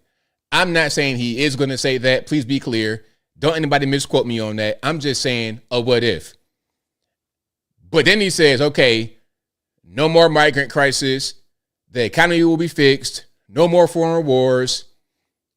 You keep your guns. No gun confiscation. Free internet. I'm like, okay, cool. Go ahead. Deal. I'll stamp it. Deal. Go ahead. I don't care about representation. I am not a child. I am not a brainless idiot, mouth breather, mouth drooling person. I don't care about representation. Just do a good job in office. It's the same thing we talking about Kamala versus Trump, really. People said that they voted for Kamala because she's black. Like, that's it. So representation matters more to you than a safe country, having cash in your pocket, being able to afford to eat, afford to live. You're worried about representation over that? I just, to me, it doesn't make any sense. So I don't really care. I mean, and Candace Owens, like, something else I want to say. Just because you're a black person and you're in politics does not mean that you want a job. Let me tell you something about me right quick. I've been asked since I've been a little boy if I wanted to be a politician. I'm talking about 8 years old. I'm being very serious. Before YouTube even existed, I've been getting asked that question. So my answer is always, I don't really want to do it. But if I'm called to the table and they really wanted me to do it, I'll do it. But beyond that, I'm good. I don't desire to be a politician. So I don't do what I do with hopes of getting a job one day. Like going on Fox News. I have yet to go on Fox News ever for a guest spot, a quick hit. They never call me at all. But it's not stopped anything. I don't really care about going on Fox. I don't really care about getting a job offer. I've been self-employed 20 years. I've been self-employed for 20 years. I'm not on a job hunt. I'm good. I promise I'm good. I enjoy my life. I enjoy my freedom. If people were like, please, ABL, we need you, the country's falling apart and only you can save it, I'm being dramatic a little bit, but you understand what I'm saying. If it's like that, maybe I'll consider it. If it's a whole thing of, okay, you're a black person and you want to give you a job, why would I want to do that? Why do I want to be associate director of, I don't want to do that. I have no desire for that. People that think that way, that's that broke hater mentality. A broke hater would do things just to try and get something else. I do what I do because I know it's right. I know it's the correct way to go. I don't really care about the back end. I do what I do because I know what's right. But anyway, now all I said on Twitter before was when Candace Owens becomes president, which she could, when she becomes president, what I want to do is be the substitute White House press secretary. So when I got something on my chest and I want to preach a sermon right quick in front of the reporters, I'll go out there and I'll talk. I'll be like, all right, whoever they got in there as a press secretary, get him the day off and let me come in there and talk. But aside from that, I have no desire to be in politics at all. None. And most think like me. This is why Michelle Obama, Oprah, they could run and they would be a lot better than Kamala was. But they don't want to do it. Why would Oprah want to become the president? For what? Why would Trump want to be the president? Trump had a reason to be the president. Trump was already rich. He's chilling. He's doing whatever he wants to do. He's got his kids and grandkids. Why becoming the president? It's because he saw it as a calling, something he had to do. He didn't want to do it. Why would you want to be shot at, scrutinized, life turned upside down, lawfare? They try to lock you up because you're trying to save the country. Why would you want to put yourself through that? Why would you want your family to be turned upside down, lies to be spread about you? Who wants that? Nobody. Anyway, I'm getting triggered. All right. If you like what you're hearing so far, please give the video a thumbs up. Like the video, share the video, do all that good stuff. That'll help me out tremendously. All right. Let's check this out. This is Miss Karen, aka Whoopi, talking about the bakery. She says a bakery denied her service and they think it's because of her political views. Have you ever heard of a conservative person denying a liberal because of their views? Listen, if I got a coffee shop, right? And if I don't have one, I'm just saying if I did. If I had a coffee shop and we get the 800-pound blue hair come in there with not Trump Waltz, Waltz Harris, all of that stuff on, I don't care. Okay, how can I help you? A big 8-foot-tall transformer come in there. This dude looking like Shaquille O'Neal with a pair of whatever going on. Oh, can I go something to eat? Can I go something? Yeah, come on. What's your name? Shakira, not Shaquille. Okay, cool. Whatever you want, come on in. You got your money? All right, let's do it. I don't care. We don't do that. They do that on their side. They are the party of discrimination, segregation, separation, not us. We're trying to bring people together and unify, and the main thing we say is have a common culture. When in Rome, do as the Romans. We're not going to discriminate against you because of your political beliefs. That's just not what we do. Now, if you act a fool in there, that's something else. That's not a political thing. That's just you being disorderly. We don't do what she said she thinks we did. Let's watch this. There seems to be a lot of talk about the dessert I requested for my birthday show. I never mentioned the name of the bakery or the location. It does seem a little odd that when we called a few weeks before my birthday and we were told they couldn't process the order for my birthday because of an equipment failure, but somehow they were able to accept an order of a different 48 of the same dessert when somebody else called without using my name. Did you just decide to Jussie Smollett this whole situation so that you can make yourself look like a victim? All right, I ain't gonna put my man, but shout out to him. But look, so you called and they couldn't do it because of the boiler being down. Somebody else called and they could do it. Now, I'm not a rocket scientist, so just hang with me. Maybe what happened is the person called later and it was fixed. Maybe that happened. I'm just saying. Now, let's go here. And there's a big rally outside the bakery. People are really helping. People are really going and supporting the bakery in droves after the false allegation. Now, she says she didn't say the name of the bakery or whatever. People can figure it out. They could put two and two together. It ain't that difficult to find that out. All right. It's not difficult to find that out at all. So yeah, shout out to them. The bakery did a press conference, said, you know what, we did not deny her. Excuse me. We didn't deny her. It wasn't really a big thing. But everybody wants to be a victim. Okay. Now, here is a leftist openly saying, I'm going to deny you if you are a Trump supporter. You're not getting service here in my neck of the woods. All right, let's watch. I won't do business with people who support the president-elect. And it is because I need to create a safe place for me, my staff, and my family. I won't. So there we go. I mean, they openly do that. They openly do that, and it's not really a big deal. It's like whatever, right? That's pretty much what's going on. Let's continue. Stand up for justice! To stand up for justice! To stand up for America! To stand up for America! Trump is not a legitimate president! Trump is not a legitimate president! Trump is not America! Trump is not America! We love America! We love America!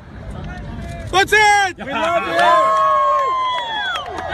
All righty, so there we go. I mean, do you think their cries are going to make a difference? Do you think this will make it? Do you think it'll help?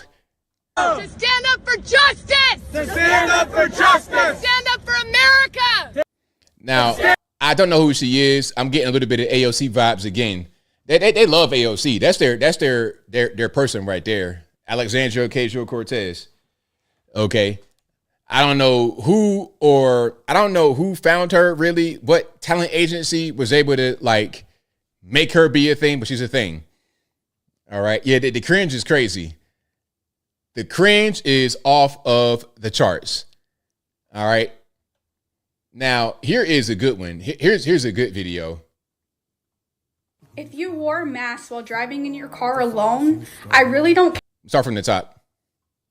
If you wore a mask while driving in your car alone, I really don't care what your opinion of RFK is when it comes to the Director of Health and Human Services. If you wore a mask while driving in your car alone, I really don't care what your opinion of RFK is when it comes to the Director of Health and Human Services. For real though, for real, because it's like, what do you know about your health?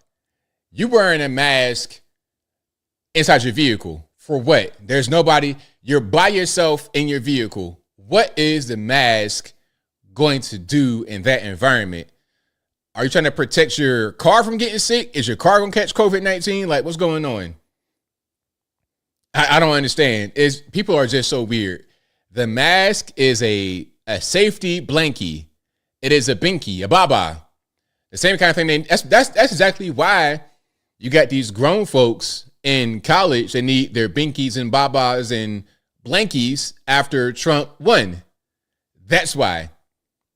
Because they've never grown out of their childhood. They need that support instrument with them all the time. That's just what it is. That's why they crash out and they be crying and everything else. All right, let's keep going here. Now, here is CNN's Abby Phillip with an admission about about the Democratic Party. Okay. Again, this is Abby Phillip from CNN admitting the Democratic Party has problems. Check it out. I have observed that elites increasingly talk only to each other and come to believe that because there is consensus among them, that consensus is shared broadly. And there are not enough voices that are confident enough to disagree and to present alternatives.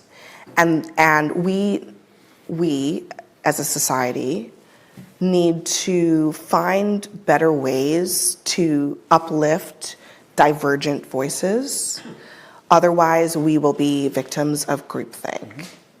And there is an activist class. I think this is particularly acute in the Democratic Party right now. There is an activist class in the Democratic Party that is multiracial, multi-ethnic. It is diverse, but it's an activist class. Okay, I want to say something. Like, they need to speak faster. Okay, you got a point, articulate it quickly. Like, we don't got all day. You're like doing all this slow talking. Maybe they teach you to do that in college. But I think maybe the objective is to be like deliberate and to be precise. But what you're doing right now is being boring. Like, if I'm in the audience, I'm gonna get a good sleep right there. I'm gonna put my hand on my head like this here. I'm gonna get a good sleep, snoring, all of that. Anyway, let me basically what I'm hearing so far is that the Democrats are elitist and they only talk to one another. So when it comes to the people who they are representing, supposedly, they don't have anything because they don't talk to the people. They don't understand the people. They only talk to and understand one another.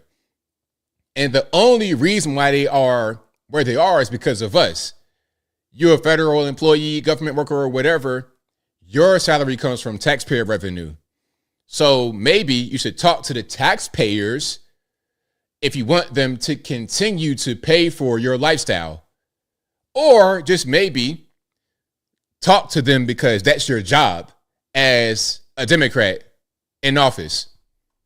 And so because of that, they're not able to see outside of that. Yeah, quite a bit of word salad, correct. Quite a bit of word salad. And Republicans had this same problem before Trump. Right. The heritage foundations of the world, et cetera, right? They had the same issue, fundamental issue, but Trump kind of broke them out of it. Democrats are in that place now where they have to break out of it. So what you're saying is Trump was good for the party because Trump talks to and understands the people. And what you guys want to do on the left right now is create your own Donald Trump. Is that what I'm hearing? I think I'm hearing that correctly. So you guys want your own orange man, your own Nazi racist or whatever, you know, your own felon, however y'all say. Is that what you want, Abby Phillip? Okay. And I think it is a real problem. It's not as simple as wokeness or whatever. It's about people who are being incentivized to think about issues in a particular way. And usually it's the light switch is either on or off. Right. It's no nuance. There's no nuance, right? Because they're activists. Like, they're paid to kind of be in this lane. And if you're somewhere in between, then what's the point? But most people are not in one lane or another. And there needs to be a greater understanding of that. There needs to be more courage among people to speak out and to voice divergent opinions. Otherwise, you know, I think it's a real issue. And it's not just the Ivy League. Mm-hmm. I think it's elitism. Okay, I got it. Okay, that was rough. That was, boy, oh boy, that was rough. Is that how they talk, like in these Ivy League places, in these tech talk type situations? I don't like that. Going to sleep. Hey, listen, Miss Adams, if I was in there, I would create a pillow out of like I have my coat folded up and the pillow, sleep right on that. I would get a good night's sleep. Oh man, that's that granny's house sleep. When you go to your granny's house and the window AC is hitting just right, and you got the grandfather clock in the background, loud, refrigerator buzzing loud, that's the best sleep ever. Oh man. West Virginia at my grandma's house, upstairs, on that little twin bed, it's been there for 100 years. I sleep like a log. That'd be how I sleep in that room right there with her talking. But anyway, the moral of the story is Democrats are full of elitists and they don't talk to the people. So they're kind of surprised, like, what happened? We put Beyonce out there. I thought it was going to work. We had Cardi B, Megan Thee Stallion. We paid Fat Neck Rollin' 300 bands. We paid Al Sharpton 500 bands. It didn't work. It's because you guys don't understand us and you don't listen. We told you don't run Kamala Harris. She came in dead last during 2020 election, the primary, before the primary started, just to listen. She polled dead last and dropped out before 2020. In 2019, she was out. We told you don't run her. And what do y'all do? Run her. And what happened? She lost. That's your fault because you don't listen. You don't listen. Now listen, Lynn, I don't snore loudly. Okay. I might do a little snore occasionally, a little light snore, but not like a lawnmower. You understand what I'm saying? I'm more like I don't know, a slight. That's my snore. But anyway, Mika and Joe Brzezinski met with Trump, the orange man, the racist, the Nazi. You talk all that stuff on television and you still go to Mar-a-Lago and meet with him. Let's watch. Over the past week. And RP to the headphone user. Sorry about the loud noise. Joe and I have heard from so many people, from political leaders to regular citizens, deeply dismayed by several of President-elect Trump's cabinet selections, and they are scared. Last Thursday, we expressed our own concerns on this broadcast and even said we would appreciate the opportunity to speak with the president-elect himself. On Friday, we were given the opportunity to do just that. Joe and I went to Mar-a-Lago to meet personally with President-elect Trump. It was the first time we have seen him in 7 years. Now, we talked about a lot of issues, including abortion, mass deportation, threats of political retribution against political opponents, and media outlets. We talked about that a good bit. And it's going to come as no surprise to anybody who watches this show, has watched it over the past year or over the past decade, that we didn't see eye to eye on a lot of issues, and we told him so. What we did agree on was to restart communications. My father often spoke with world leaders with whom he and the United States profoundly disagreed. That's a task shared by reporters and commentators alike. We had not spoken to President Trump since March of 2020, other than a personal call Joe made to Trump on the morning after the attempt on his life in Butler, Pennsylvania. In this meeting, President Trump was cheerful, he was upbeat, he seemed interested in finding common ground with Democrats on some of the most divisive issues.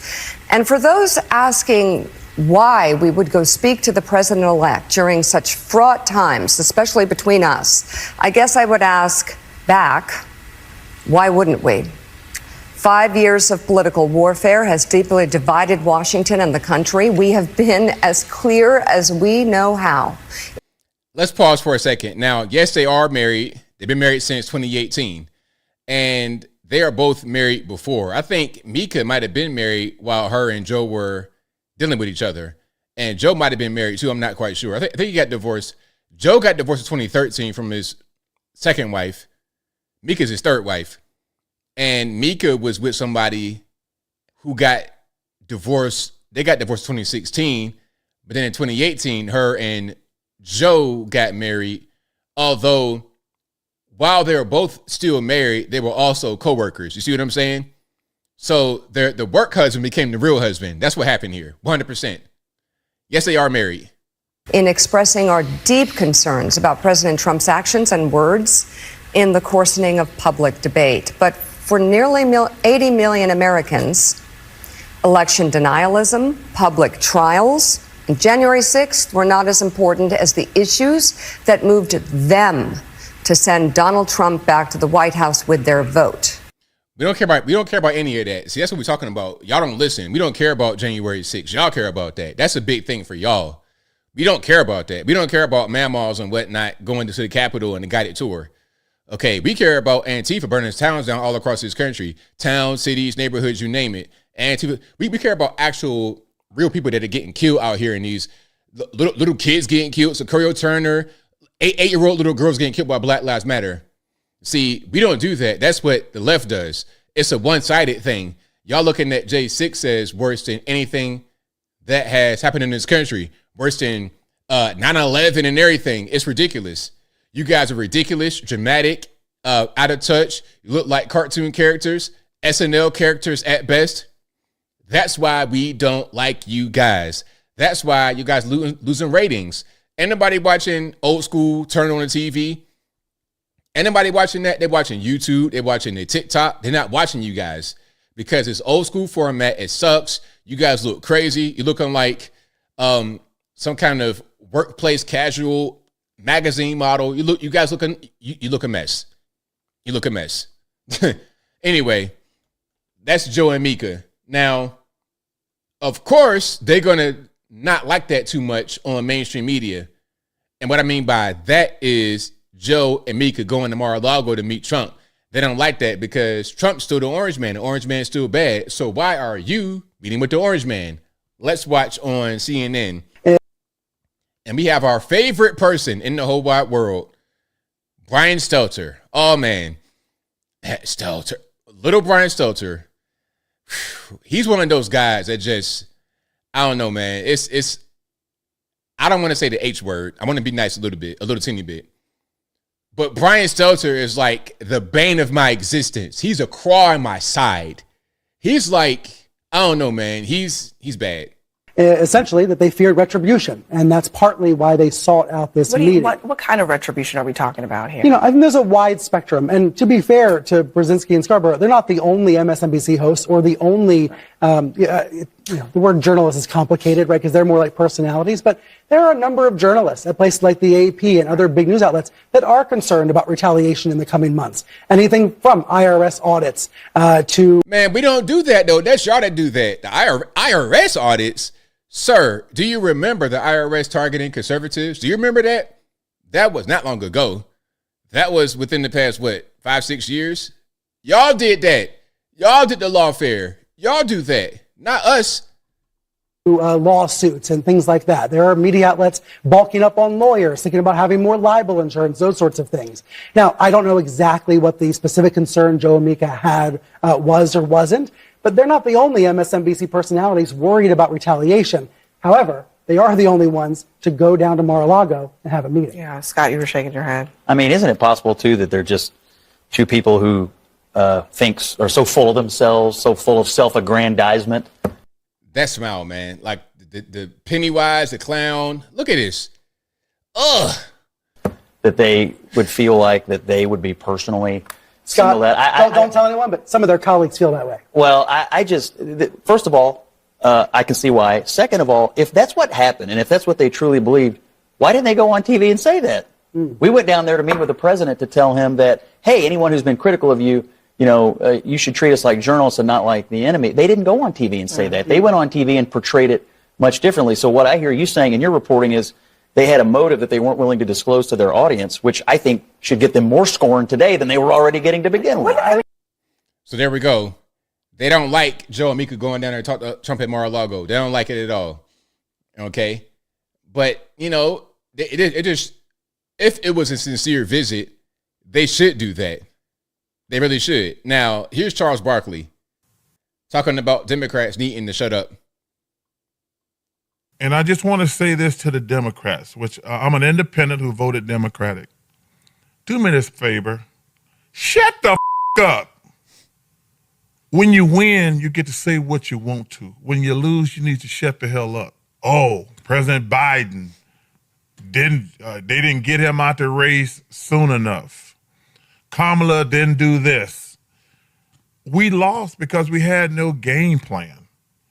We still haven't solved the immigration problem, have no viable answers, never addressed inflation, bringing all these stupid stars out to rally the vote. What was that? Hey, I love Beyonce. What's bringing her out? That ain't gonna make me vote a certain way. Cardi B, I like Cardi B. That ain't gonna make me vote a certain type of way. You guys lost because y'all stupid. 100% correct, Sir Charles. 100% correct. They're stupid, and Trump was overall better. They had bad policies. They had a bad campaign. They did everything bad. All they did really was grift money. Listen, everybody got paid.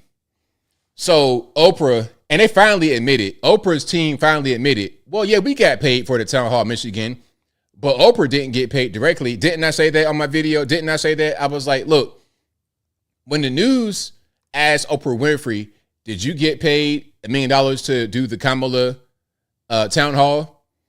I didn't get paid a dime. Now, she can leave it right there and be factually correct, as I said in my video, but she's not telling you the full story because there was money that exchanged hands.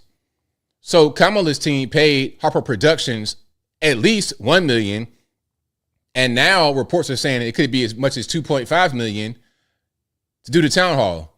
Now, can I ask a question right quick? Does a 1-hour town hall with one person and the audience and the host cost $2.5 million? Is that how much it costs to do that? It doesn't seem very cost effective to me because people didn't even know she did that. When I did my video about Kamala going on Oprah's town hall in Michigan, they said, this is my first time seeing it. Same thing with Call Her Daddy podcast. Okay, so they had a hotel room that they renovated temporarily, I guess, for $100,000. For $100,000, they renovated a hotel room temporarily to host a podcast because Kamala did not want to go to LA. The hotel was in DC. Lazy, that's what I'm saying, lazy. It ain't that far. I've been cross country, it ain't that far. You'd be there 6 hours tops. Maybe a little bit more than that to go from DC to LA, but it's irrelevant. You are lazy. So you rather would spend money than exerting energy. You see what I'm saying? And that was the whole campaign. Lazy, spending money. And also, the amount of money that they spent in Kamala's campaign lets you know that Kamala was not in charge at all. Not at all. Because the consultants, the people that are there, the permanent employees, they are fielding requests and giving out the monies. Friends, associates, repaying people favors.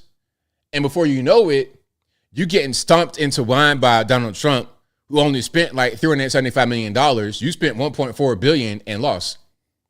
1.4 or whatever the tally is, billion, lose, 375 million and win. It's a mess. And again, as I said before, that kind of pattern will be how they run the country. Grifters coming in, stealing money, spending money inappropriately, jacking up the cost of everything because of inflation. It's a mess. So I'm glad she lost 100%. Now, this is also a mess. We got private investigators showing up somebody's house over Puff Daddy, Diddy, Sean Combs. Now, shout out to Amala Ekpenobi.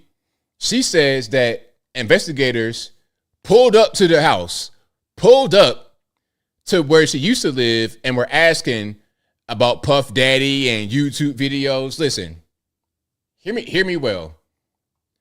Y'all know I'm not no tough guy. I'm not none of these things, but please don't come to my house. Don't do that, man. Just stay over there. Don't come to my house. All right. Does she have it up here?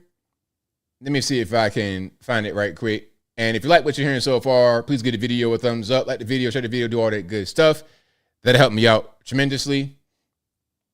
I probably gotta go to her Instagram page. And again, shout out to Amala. Shout out to her. Let me go to her IG and pull up that particular video. And you'll see what I'm talking about. There we go. Private investigators just visited a place I used to live in search of me, and they were coming to ask me whether or not I've been paid to talk about P. Diddy and his connection to other celebrities on my show. Now, luckily, the person I used to live with called me on the phone so I could talk to these guys. They did not immediately disclose that they were private investigators. I had to coax that out of them through being quite hostile to them throughout the conversation. But they kept bringing up my content that I made in regard to P. Diddy and his connection to other celebrities. They would not say who they were working for and who had hired them to come and travel around to these different influencers. But they did say that they would be going to multiple influencers who are talking about these stories to figure out whether or not they're being paid by a specific entity to share them. Now, I am definitely not paid to talk about what I talk about on my channel, but they said not only would they pay me to disclose who I was being paid by, but they would pay me more than whatever I was getting to share the opposite story. I don't know who these guys were. I don't even know if they were telling the truth, but they did say there were 10 other influencers that they were going to be visiting. So I'm putting this out there in case this happens to anybody else. And I will be going more in depth as to what happened on my show today in case you want any further information. But this is very, very strange. Two private investigators just visited. So there we go. Don't come to my house. Like that's going to be a big no. Just stay over there. Stay over there. You want to email me, ask me a question, cool. But coming to my house, you're just doing too much. You're doing too much. And I hope that Puff Daddy was behind this and they can prove it, so you could get another charge. That like now, what you're harassing me? You trying to stalk me or something like this? Oh no, we don't do that. But we don't do that over here. That is nonsense. Idiot. Do not do. Yeah, I don't like that. Just stay in the look, man. You in the penitentiary. Just focus on not dropping the soap. Don't try to be out here sending P.I.s to my house. Nah. You just doing too much. And this kind of thing lets me know that he's in the right place right now. In the penitentiary, get ready to make big rocks to little. Now, here's some of these guys right here. Here's some of the private investigators. Look, man, don't send the Timu version of Guy Fieri and RFK to my house. Okay, we not doing that. So you guys are private investigators who have come to my private home asking about influencers? Correct. This is very uncomfortable, you guys. I don't know why. I'll explain. No, you're at my home. Okay, so you don't want to talk to us then? Have I broken some law? Absolutely not. And you have the thin blue. This is frightening. I think. Can you guys step away from my home? No, we're in a public street, so the answer is no. But I'm really not trying to give you a hard time. Why are you here? What do you mean? You're showing up at my house. We're very nice and respectful, and we will be. I just have two quick questions for you, and if you want to be interested in it, great. If not, I'll have a nice day. We're not. What is this? This is odd. So you have to admit this is very weird. It always is, and people always ask us the same questions. I'm happy to explain to you. Man, I ain't gonna do no talking. Like, nah. For real. If I come to my house, like if I come to my door when you knock on my door, you looking like that, you lucky I even come to the door. But I'm gonna have something on me. If I come to the door. And y'all doing too much jibber jabbering, I'll be like, look, y'all have a nice day. And if you want to try to like advance on my property now, hey man, Chinese New Year, leave. I ain't talking to you. I don't know nothing. Yeah, all that talking, I'm just not with it, man. Don't come to my house, please. Just leave me alone. All right. Before we get to the calls, I want to show this house in what's this? Westlaco? That's what it says. WESLACO, Texas. This house is $420,000, 5-bed, 3-bath, 2-car garage, 2,400 square foot living space, and 2 acres. Now, I don't know if I'm buying that because that looks a lot bigger than 2,400. Maybe I'm not looking at it right. Maybe they don't count the garage. I don't know. It looks pretty big to be 2,400. My house is bigger than that, and it's not that big on the outside. But let's go through it.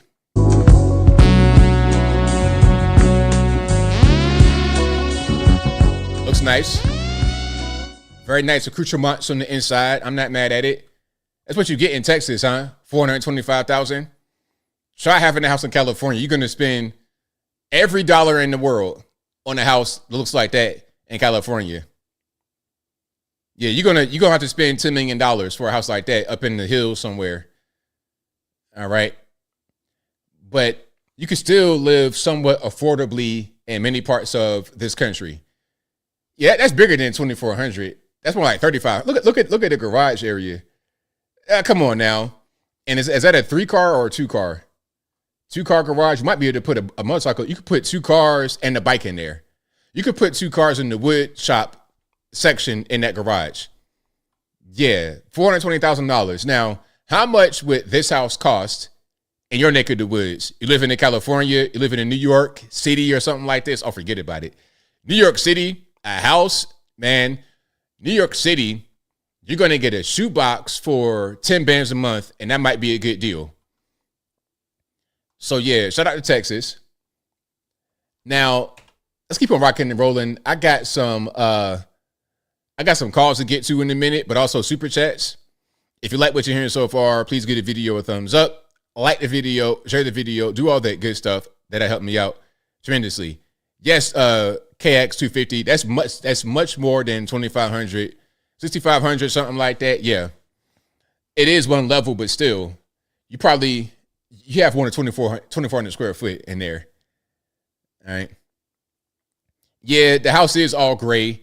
Like I have the gray kind of thing going on in my house as well, but I have furniture that has certain color in it. Like I got a green entertainment center. Like I have certain pieces that have the pop of color. And what I probably end up doing is painting my island and maybe even not the cabinets quite yet. I might paint the island or something for the pop of color so it's not just gray. And I got like dark brown hardwood floors. So it ain't just what they do. A lot of times they put the gray LVT all over the place, gray walls, gray. It's like, is this a monochromatic? Is this a black and white movie from 1925? Like, what is this? Somebody said millennial gray. That's funny. Hilarious. All righty. We got super chats on that. Then we're going to get to the calls. The number to call, 434-658-1220. Again, 434-658-1220. Yeah, I'll show my house on the inside eventually, not the outside, because somebody might try to come to my house and I can't have that going. But anyway, let's go to the supers here. Thank you to Mr. Wilk, who says ABL must have been Flying Spirit. I was not. Thank you to Sauce Boy, who says, what's your thoughts on Trump's pick of Tulsi Gabbard, who's believed to be a major supporter of Russia and their acts of aggression?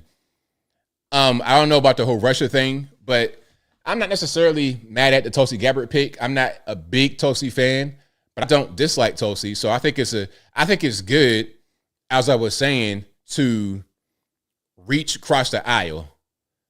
I think that's a good thing, and have alliances that way with common sense people. Thank you to Teflon Don, who says, Anthony, thumbs up, Santa Claus emoji. Always appreciate the fantastic content. As always, smashing that like button. Shout out to you. Thank you for that. Thank you to John Base 4001, who says, ABL just found on channel. Awesome commentary. Thank you for that. I appreciate it. Thank you to Laura Catherine for your super chat thumbs up emoji. Thank you to Laura Catherine, who says, I think maybe some of the celebs leaving the country are actually sick of living in California and they are using Trump as an excuse. Exactly. They're secretly sick of California, but they don't want to tell nobody. That's like, I really want to leave here, but I don't want to just abandon my liberal friends because they're too liberal for me. That'd be offensive. So what I'm going to do is just go to a European country where it's more white and say, I'm woke and I'm going to be down for the cause.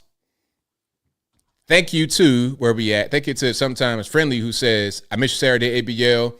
Good to have you back. Good to be back. Good to be back from my adventure with the fentanyl ferret on the flight when I went to Norfolk. That was a mess. I ain't going, sir, please get off. Anyway, thank you to Michael Guess, who says, chromosome checks don't lie. It's a science. Even if they remove their twig berries, even if they are of little use. Thank you to Michael Guess, who says, twig berries, no. I ain't going to read that one, but shout out to you. Thank you to Tyrannius, who says, thank God the lunatics lost on election day. America and the world dodged a bullet. We sure did. The same way that Trump dodged a bullet. He sure did. Just, psh. Yep. J.R. Williams, I'm reading this comment right here. It says, apparently ABL TDA, the Tren de Aragua, the Venezuelan migrant gang, has set sights on your home state of Tennessee and has a foothold in all the major cities now. I am shocked this is happening in the red state. I blame blue cities. Well, you gotta blame the federales for letting them in the first place. That's where it comes from. Yep, TDA, they're everywhere. They're in Chattanooga, Knoxville, Nashville, and Memphis, and all over the country as well, beyond Tennessee. Thank you to Jenny Jones, says your voice and clips are skipping real. Yeah, I guess it was a sound issue earlier, but I think it's good now. Thank you to Tyrannius, who says, what about the trans guy threatening to delete Nancy Mace on social media? This stuff is demonic, man. It is demonic. Thank you to Rebel Without a Reason, who says, 60 minutes of propaganda. Exactly. 60 minutes of propaganda. That's the full name right there. Thank you to Gypsy Queen, who says, ABL, I don't even fly anymore and my flights are free. Retired airline employee. Retired during C-19. Oh, well, shout out to you. And I'm glad you're not experiencing the Waffle House activities I experienced on my flight before I left out. Thank you to Bob K MIT, who says ABL's always has the best chat on YouTube. Thank you for that. Thank you to Charmaine Bush, who said keep it up with the working out emoji. Thank you to Hollywood for Life 2002, who says Brian Stelter, a.k.a. Humpty Dumpty, looking like them female lips that shave their brainless heads. Hilarious. Thank you to Priscilla, who says ABL, when are you coming to San Diego? Soon. 2025, I'm going to do my tour. And there should be a post on my community tab where I'm asking, hey, where do you guys want to go? I've kept it up, and I'm looking at it. And 2025, I'm going to do my tour and go different places. Yeah, that'll be what I do. So shout out to y'all who've already commented. I got a lot of San Diego. I got Atlanta. I got New York. Yeah, so I'm definitely going to do it. And I also got people that have hit me up saying, hey, I can help you with that, which is great. If you are good at booking venues, you're able to let me know how much it's going to cost and all that kind of stuff. Let me know that, and then we can work together. All right. So, all right. We got a whole lot going on. Shout out to you guys. I appreciate y'all. Super chats are done. Now time for the calls. The number to call, 434-658-1220. Again, 434-658-1220. All right. Yeah, everybody wants San Diego. That's a really, really popular one. There must be a lot of ABL fans out in San Diego. Shout out to you guys.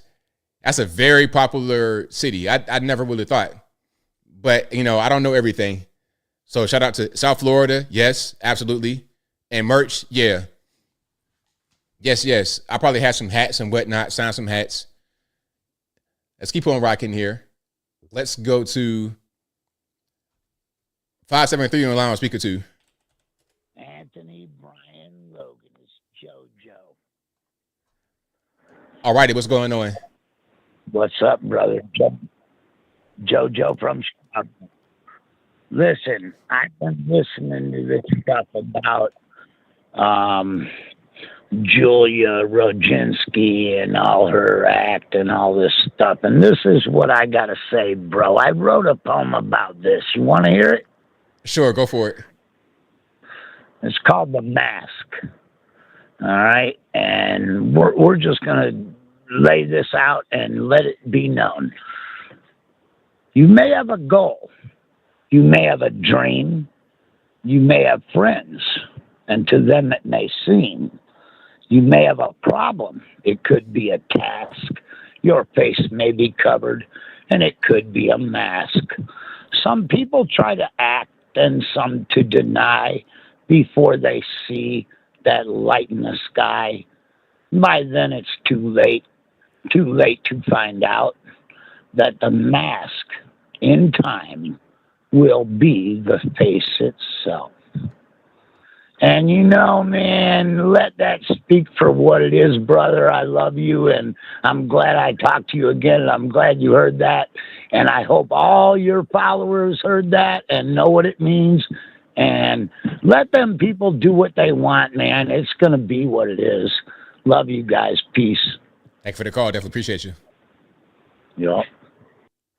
All right, there we go. Shout out to my man. Let's keep on rocking and rolling. Let's go to 225 here online. Who wants to speak it to? Hey, ABL, this is Alan. How you doing?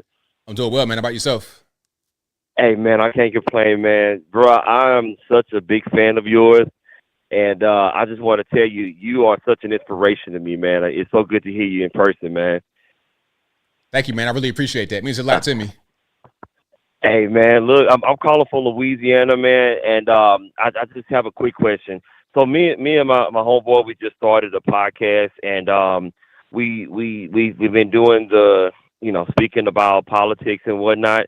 And I just want to know if you have any advice for us starting out, man. We done 4 episodes so far. Okay, now, what are your strong areas and what are your weak areas that you think you have? What are you good at? What are you not good at? Okay. We're good at communicating facts. So we're coming from, from normal people. One of the weakest things is that we're not well known yet. We're just known like on Facebook. I have, True Social and Rumble, and I have a few videos on YouTube, but we're both kind of in that just starting out phase. Okay, well, the main thing is you just got to keep being consistent. I tell everybody that. Everybody say, how can I get started? What can I do? Be consistent. So whatever you're doing, keep putting out content. Like how often are you putting out content? We put it out every Monday, and we record on Saturday nights, and on Monday it's uploaded at 8:00, ready to go for everybody to listen. It's called Division United. So is it a long form podcast? Like, what are you uploading? We're uploading. It's a audio only. So we record. It's about maybe an hour and a half, and like I said, we upload it on Mondays. Okay, you need to have more content because it's kind of hard. It's very hard to become known off of audio only and one time a week. I would say, okay, if you have the 1 hour, chop it up into individual pieces and have that be content. The hour, just like, okay, like what I do my live show and I cover things I may have already covered in the previous videos. The whole point of the live show is to be interactive. And for your show is to have just the content for 1 hour. They can digest that like that. But to get known, I need to see your face. I need to hear your voice. I need to see you a lot. I need you to kind of be annoying with it. So what I would advise y'all do is still do your podcast, but record it with cameras too. And then chop it up into individual pieces, but still keep uploading on your Monday, but put out a clip Tuesday, Wednesday, every day. Okay. Awesome. All right, man. We going to do that, man. I appreciate you so much, ABL, man. And if you ever want to come to Louisiana, man, we going to welcome you with some gumbo and crawfish. Yes, sir. Right on. All right. Shout out to the caller. Appreciate the call. Yeah, I'm a big crawfish fan. I have an aunt from Mississippi. Gulfport is right there, right on the coast, right where Louisiana. So that crawfish, I've had that early. The full crawfish that's completely intact. The eyes looking at you crazy, the tentacles, yeah, all of that. I love it a lot. The gumbo, the crab bowls I love with the potato and the egg. Oh Lord, I'm getting hungry already. All right, let's keep on going. Let's go 469. You're on the line. Who am I speaking to? Hey, I'm one of the people from Lubbock, Texas again. Called before. I just want to first say that, man, how could you do this to me, showing me that house from Waco? You're just making me sad here. And homes used to be so cheap. I couldn't believe you did this to me. Hey, man, I'm experiencing the same problem, so we're in the same boat now.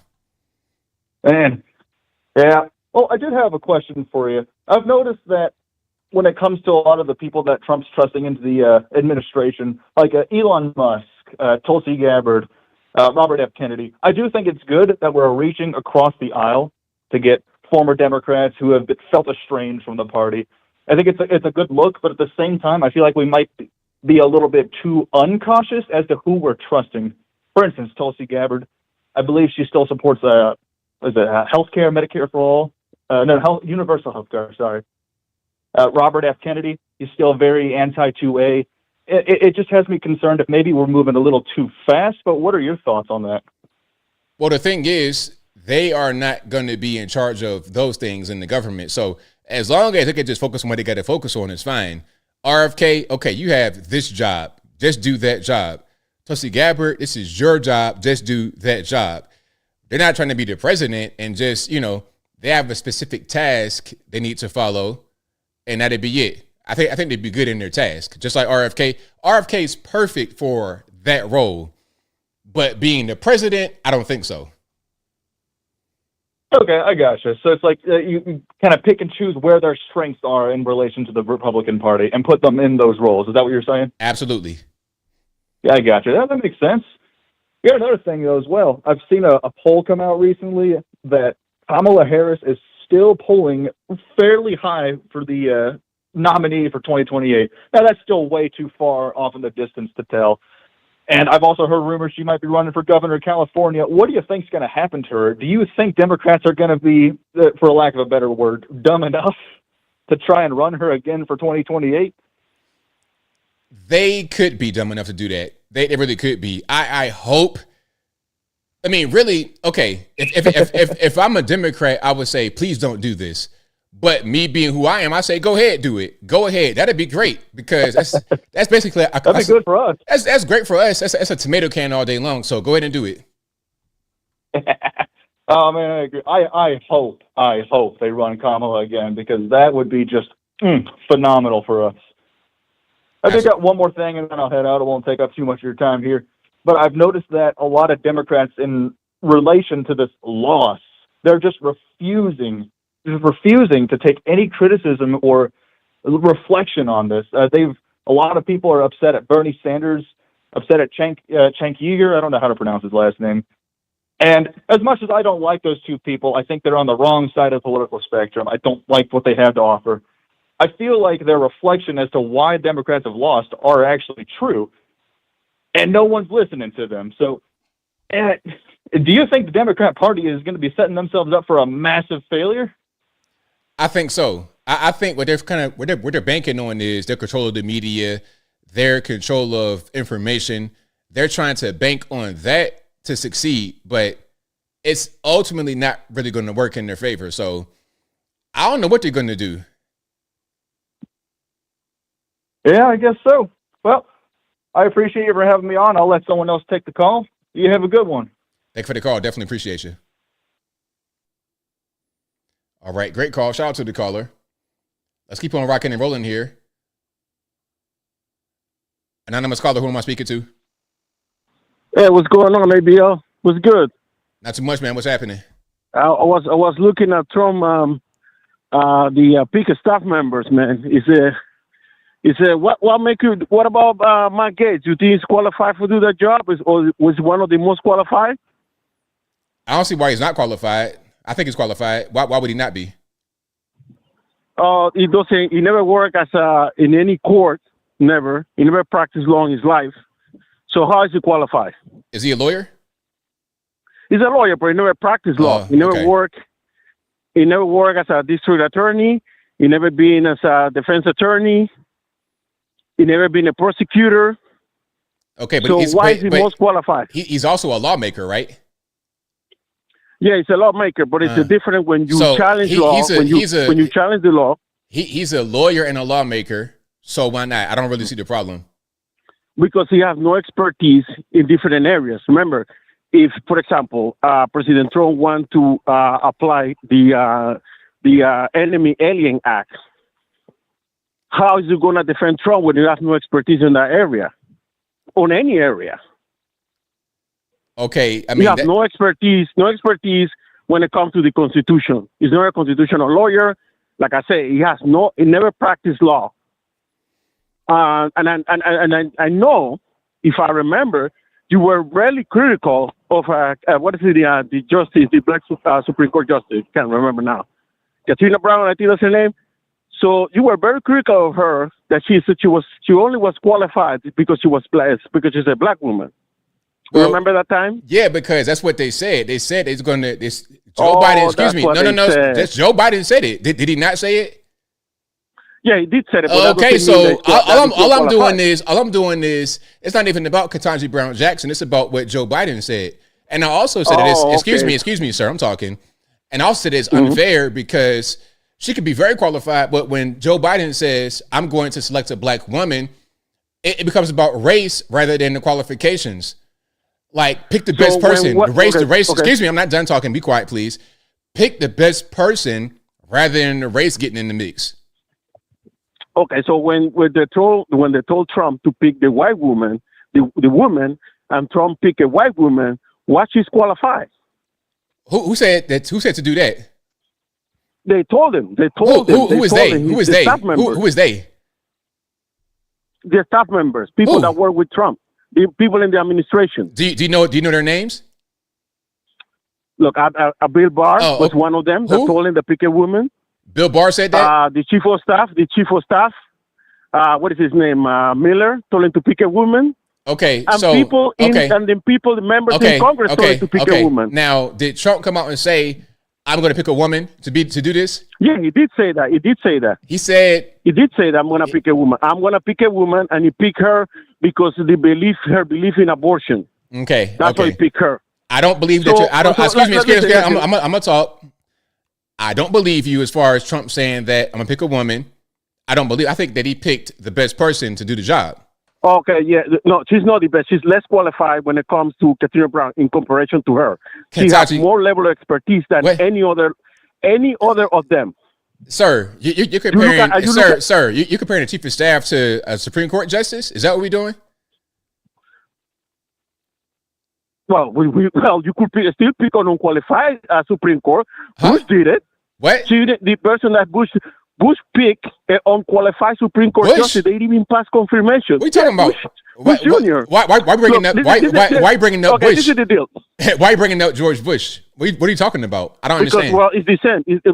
My point is, every time the black person gets a nomination or a job in any area, the assumption that it's unqualified because he's black. But when a white person comes in, there's no limit in qualifications. Matt Gaetz is the least qualified, and you don't even want to have Matt Gaetz when others more qualified. And never mind this guy being under investigation. Sir, as far as the whole black person thing, Biden came out and said, "I'm going to pick a black woman."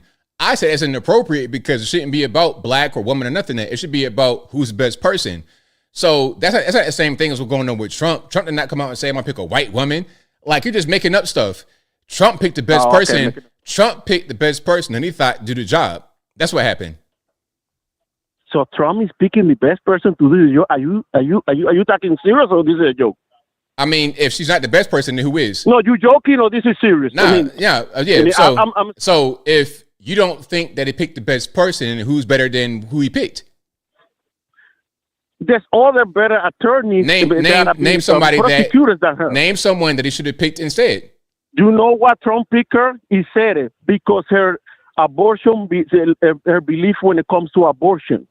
That's why he picked her. He said so what's wrong with that? No, because he was the best person. Okay. Not because he was the most qualified person. That's the only reason is because she had a certain view about abortion. She had no other qualifications. She's just a random person on the street. A random person on the street that says, "Hey, you know what? I don't believe in abortion either." Okay, you're hired. Is that how it happened? No, that's not what happened. But there's people that were more qualified than her. But you're not doing very good tonight. It's happening that Trump picked all these crazy people that they don't have the best qualification for the job, because now you can't say anymore that a black person is not qualified. For example, this guy Kennedy, to be running the head of the health department, a guy that don't believe in vaccine, believes in AIDS is fake. Believe that diseases are fake? Do you really this guy can run a Department of Health who's supposed to give advice to the president? Well, I think he'd be better than we have in there right now, because look at our country, look at how sick we are, look at how fat we are, look at how many diseases we have that other countries don't have. 40% obesity rate. I think that he could do something to fix that. I think so. Okay, so if he changed the way that the type of food that we eat, don't you think will it come with a cost? I don't know that, because there's a lot of whole foods around. I mean, this is a choice for the people to make. This is not something to do with the government. I mean, you could get and eat the best food, but you're gonna have to pay for it. Who's gonna pay for it?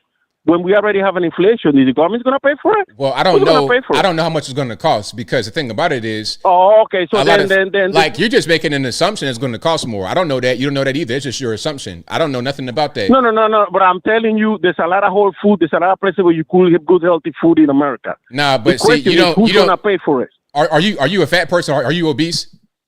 No, I'm not obese. But that doesn't have nothing to do. You could be obese and be healthy. You know that obesity does not come from eating bad food. It comes from eating too much food.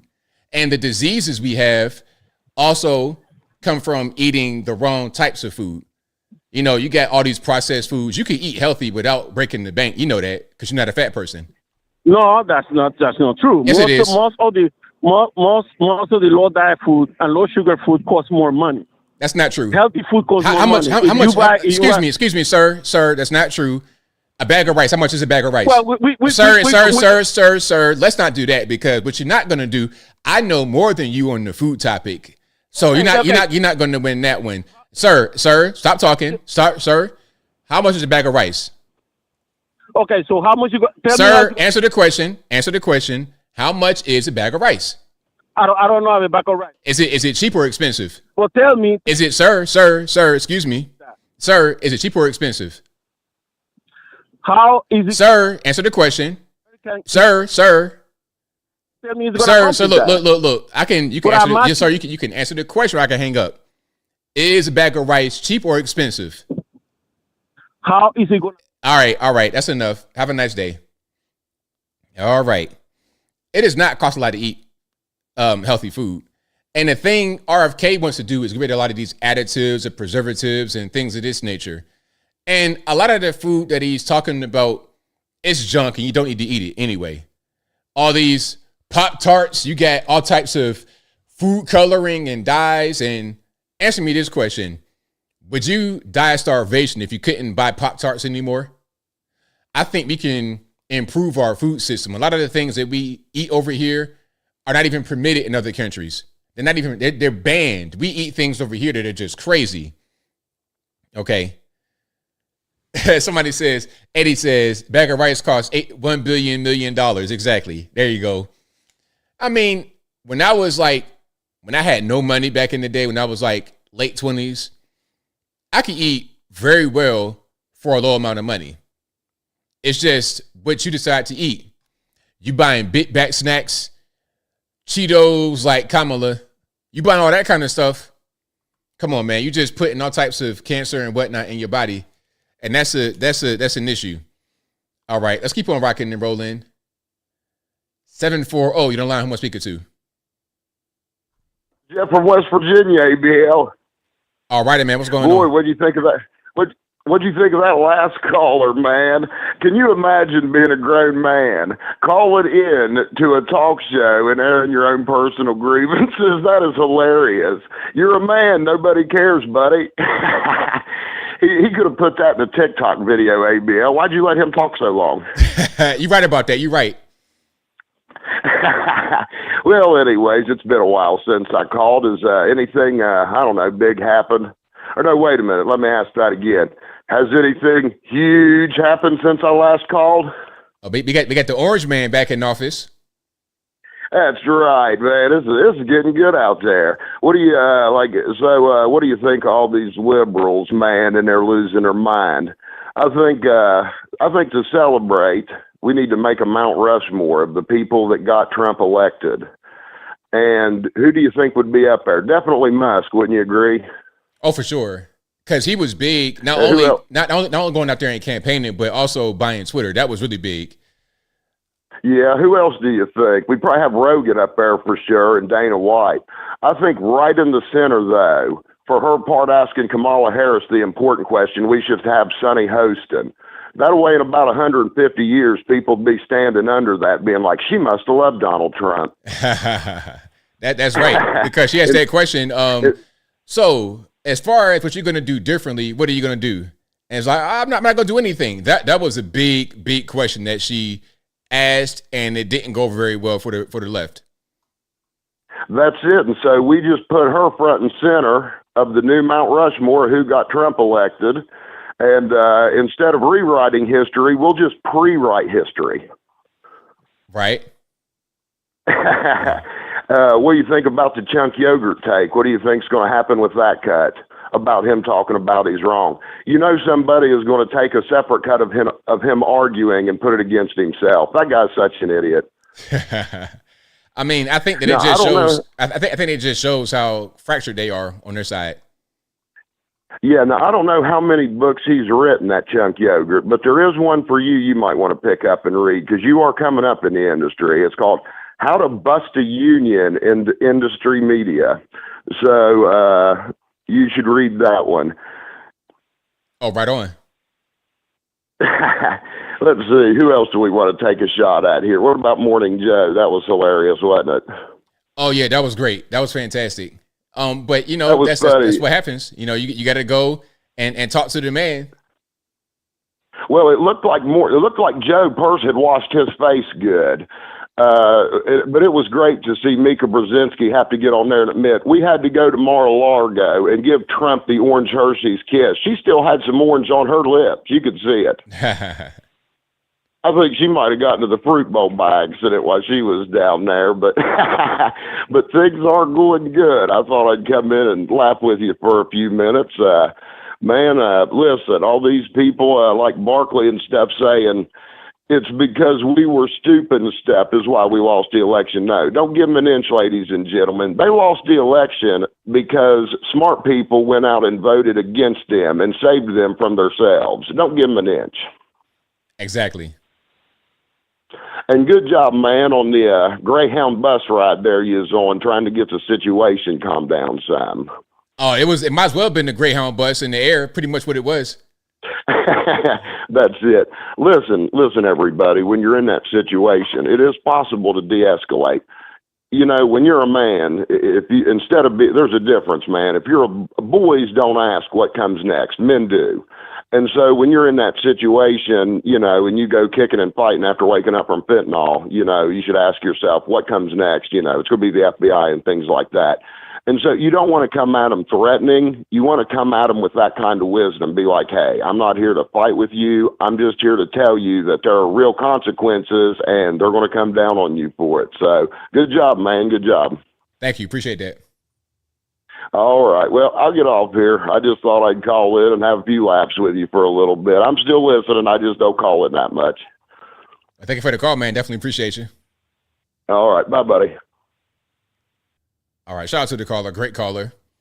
Let's keep on rocking and rolling. The number to call is 434-658-1220. Again, 434-658-1220. Thank you for the call, man. Definitely appreciate you. Les, what's going on? Right. Hey, ABL, how are you? I'm doing well. About yourself? Good. Hold on, ABL. Hold on. Back to what Ivan said, and it's exactly what you responded to him. RFK Jr., the only thing he wants to do is go ahead and make vaccines safer. Okay, he never said he wanted to ban that. He just said that he wants a safer option, meaning no chemicals and no toxins in the vaccines, right? But at the end of the day, they still support the parents to make that choice whether they want to, vaccinate themselves and their families, right? In regards to the response in foods and the dangerous ingredients in them. For example, like just look at Cinnamon Toast Crunch. If you look at the ingredients, okay, one of the ingredients listed here that's been FDA approved, and this is why RFK is so against the FDA. And he has a right to trisodium phosphate, okay? That is TSP. You find that at Home Depot. I know Ivan knows about Home Depot, okay? Because every Mexican's at Home Depot. We love Home Depot and Menards, okay? That is a paint thinner. What is paint thinner doing in Cinnamon Toast Crunch that not only we eat, but we feed our children? I mean, that's a really good question. I mean, I know one thing. If I knew that something had paint thinner in it, I wouldn't want to eat that. Because you don't just eat paint thinner out the bucket. So why would you eat it in cereal?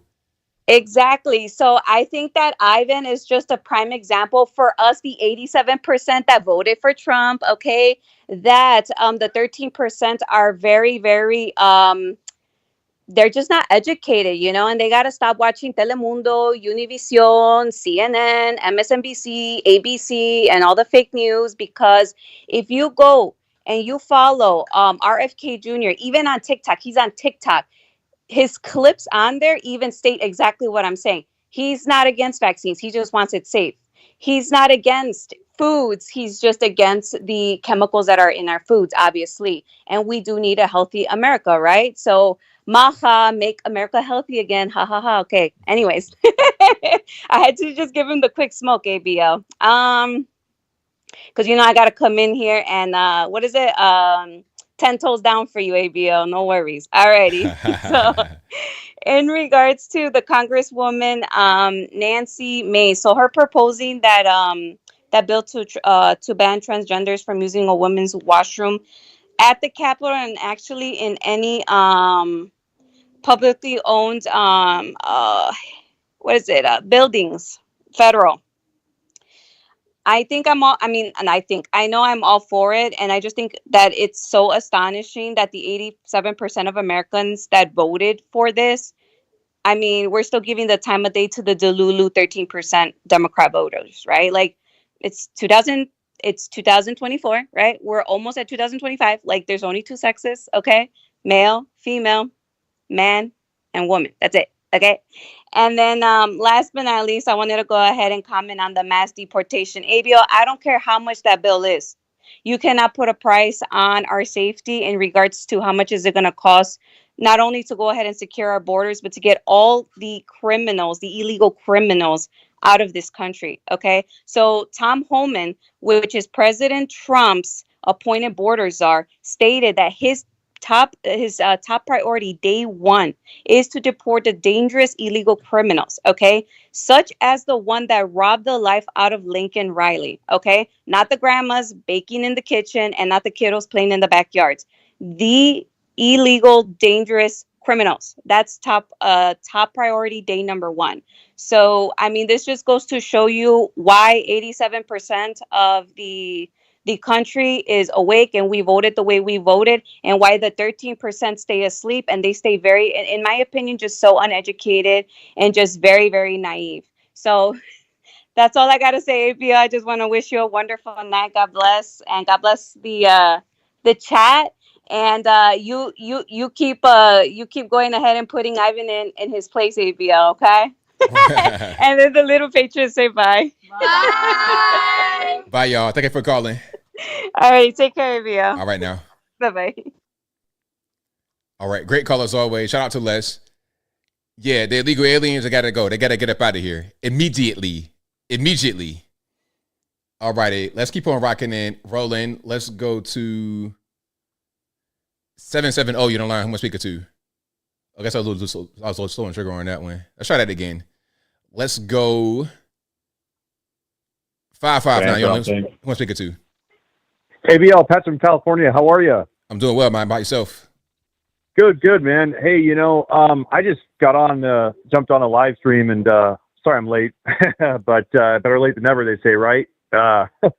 Anyway, I just had a couple quick questions. I don't know if they've been gone over already or not, but since yesterday, it looks like the United States has given approval through Joe Biden, our commander-in-chief that is holding this country hostage, approval for Ukraine to launch the ATACMS short-range missiles into Russia. And then I suppose today, Great Britain has just started launching their own short-range missiles. And my one question to you is, ABL, do you think that out of this, we're going to be seeing escalation from Russia, that they will act upon a possible nuclear response from this, or will they be sending conventional ICBMs this way, perhaps? I'm just, it's really up in the air, and I'm just really concerned about the whole thing, and I just wasn't sure what your perspective was, ABL. So anyway, thanks so very much, AB. God bless you, sir, and God bless the United States of America. Take care. Thank you for the call. Definitely appreciate it. All right, so I think what's going on is that they are setting up a situation where Trump's got to confront it and fix it on day one. They're just kind of setting it up for him.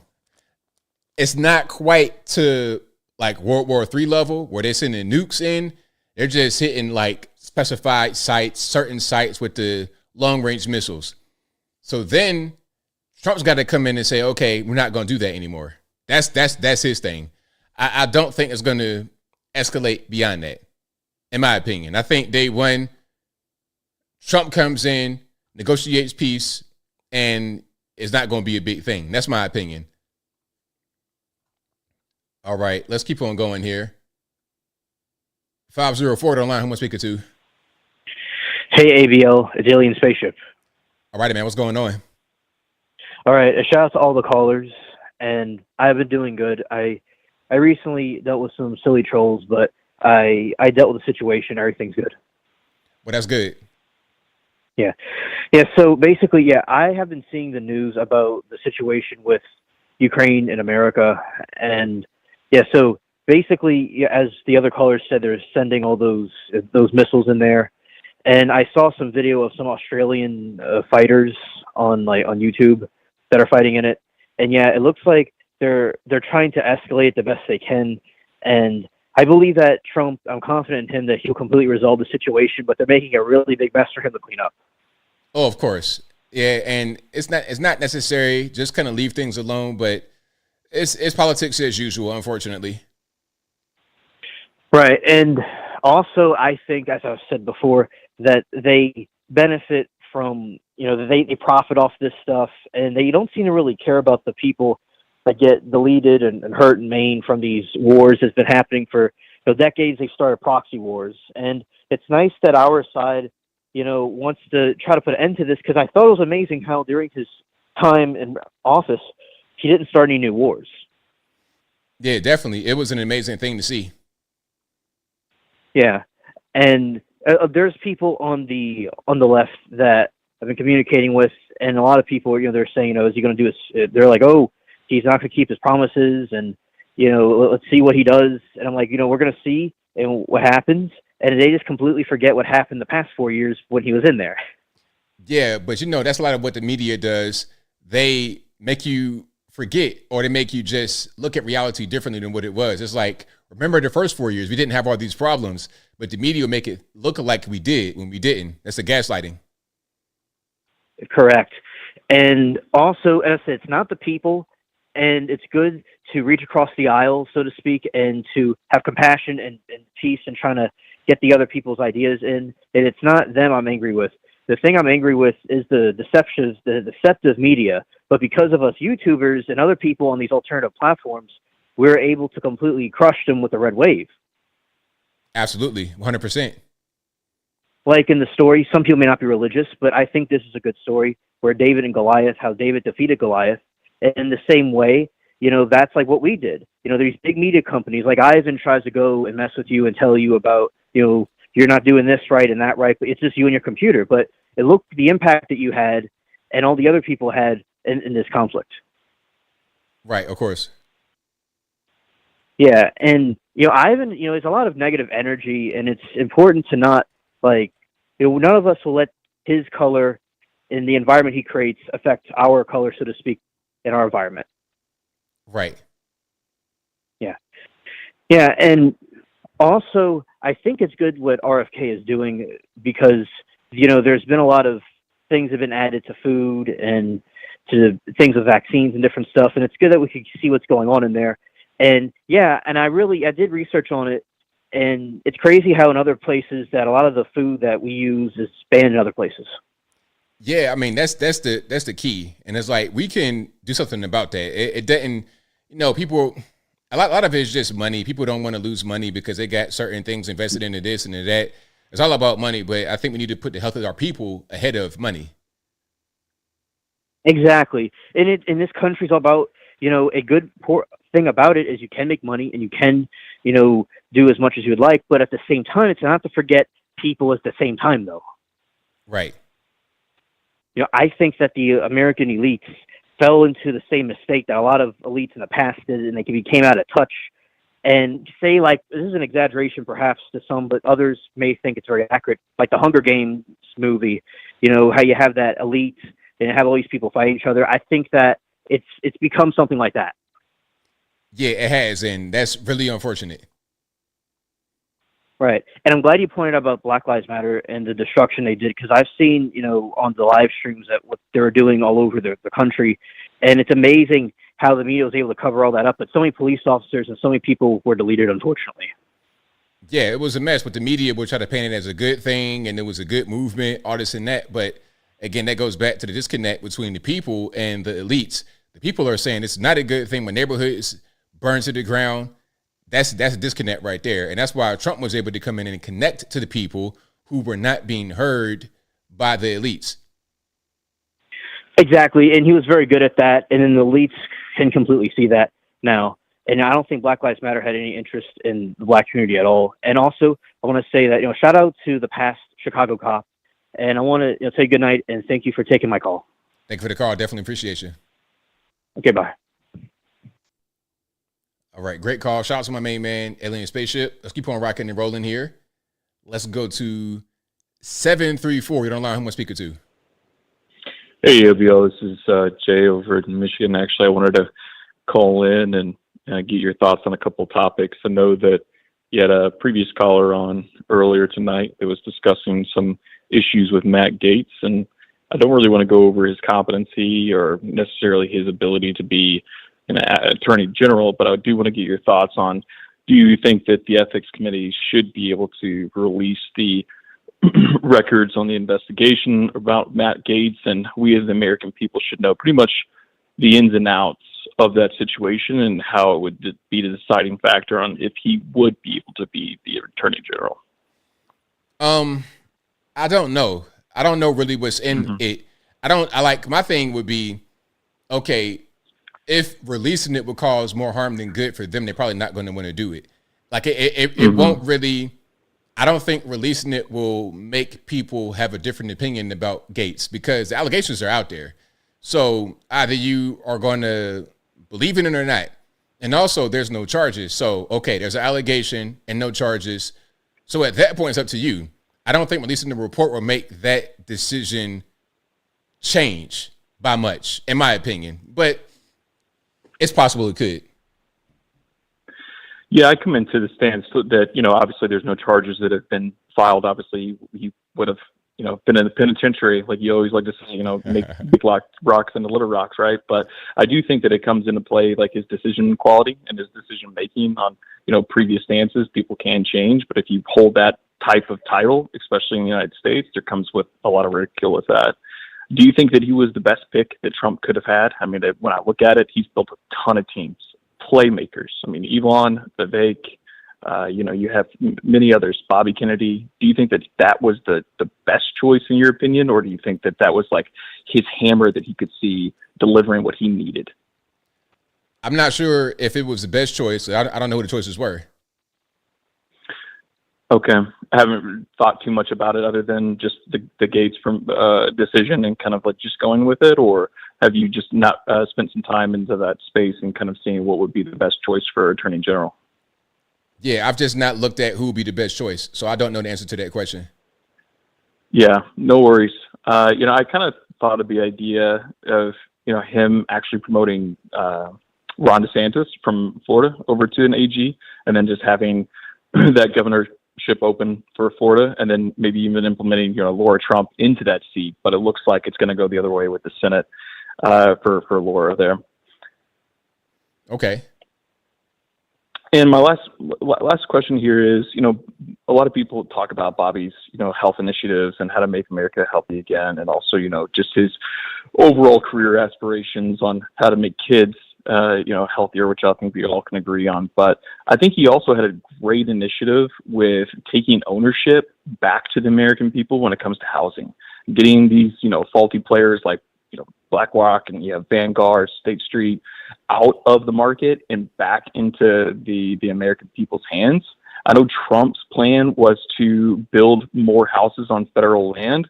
Do you know, have you read too much about that, or maybe I missed the video, ABL, but I would like to hear your thoughts on that. I'm not really familiar with it. It's like build houses on federal land? Yeah. Yeah, I think I've heard about that, but I'm not really familiar with it. So I have to do some more research and see what's going on. Yeah, no worries. I think in general, the American people has obviously spoken. I think we're all ready for 2024 to be here and be done, to be honest. We have a few months left. Who do you think would be the next play for 2028? I'm thinking J.D. Vance. That's going to be kind of a shoe-in, really, because he's already pretty popular right now as a vice presidential pick. So it just makes sense. Okay, you get 4 more years of prosperity.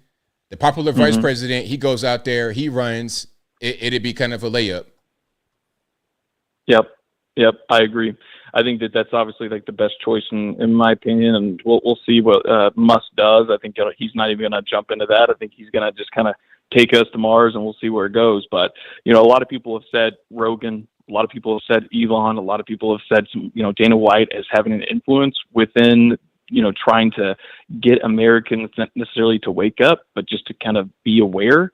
And you're definitely one of them. I tune into you all the time, get a lot of my facts, a lot of my information from your show. And, keep doing your thing, man. You got a lot of a lot of people behind you, and I really appreciate you taking the time. Well, thank you for the call, man. Definitely appreciate you. Absolutely. Take care. All right. Great call. Great call. Let me take one more here. 719 on the line. Who am I speaking to? Jason.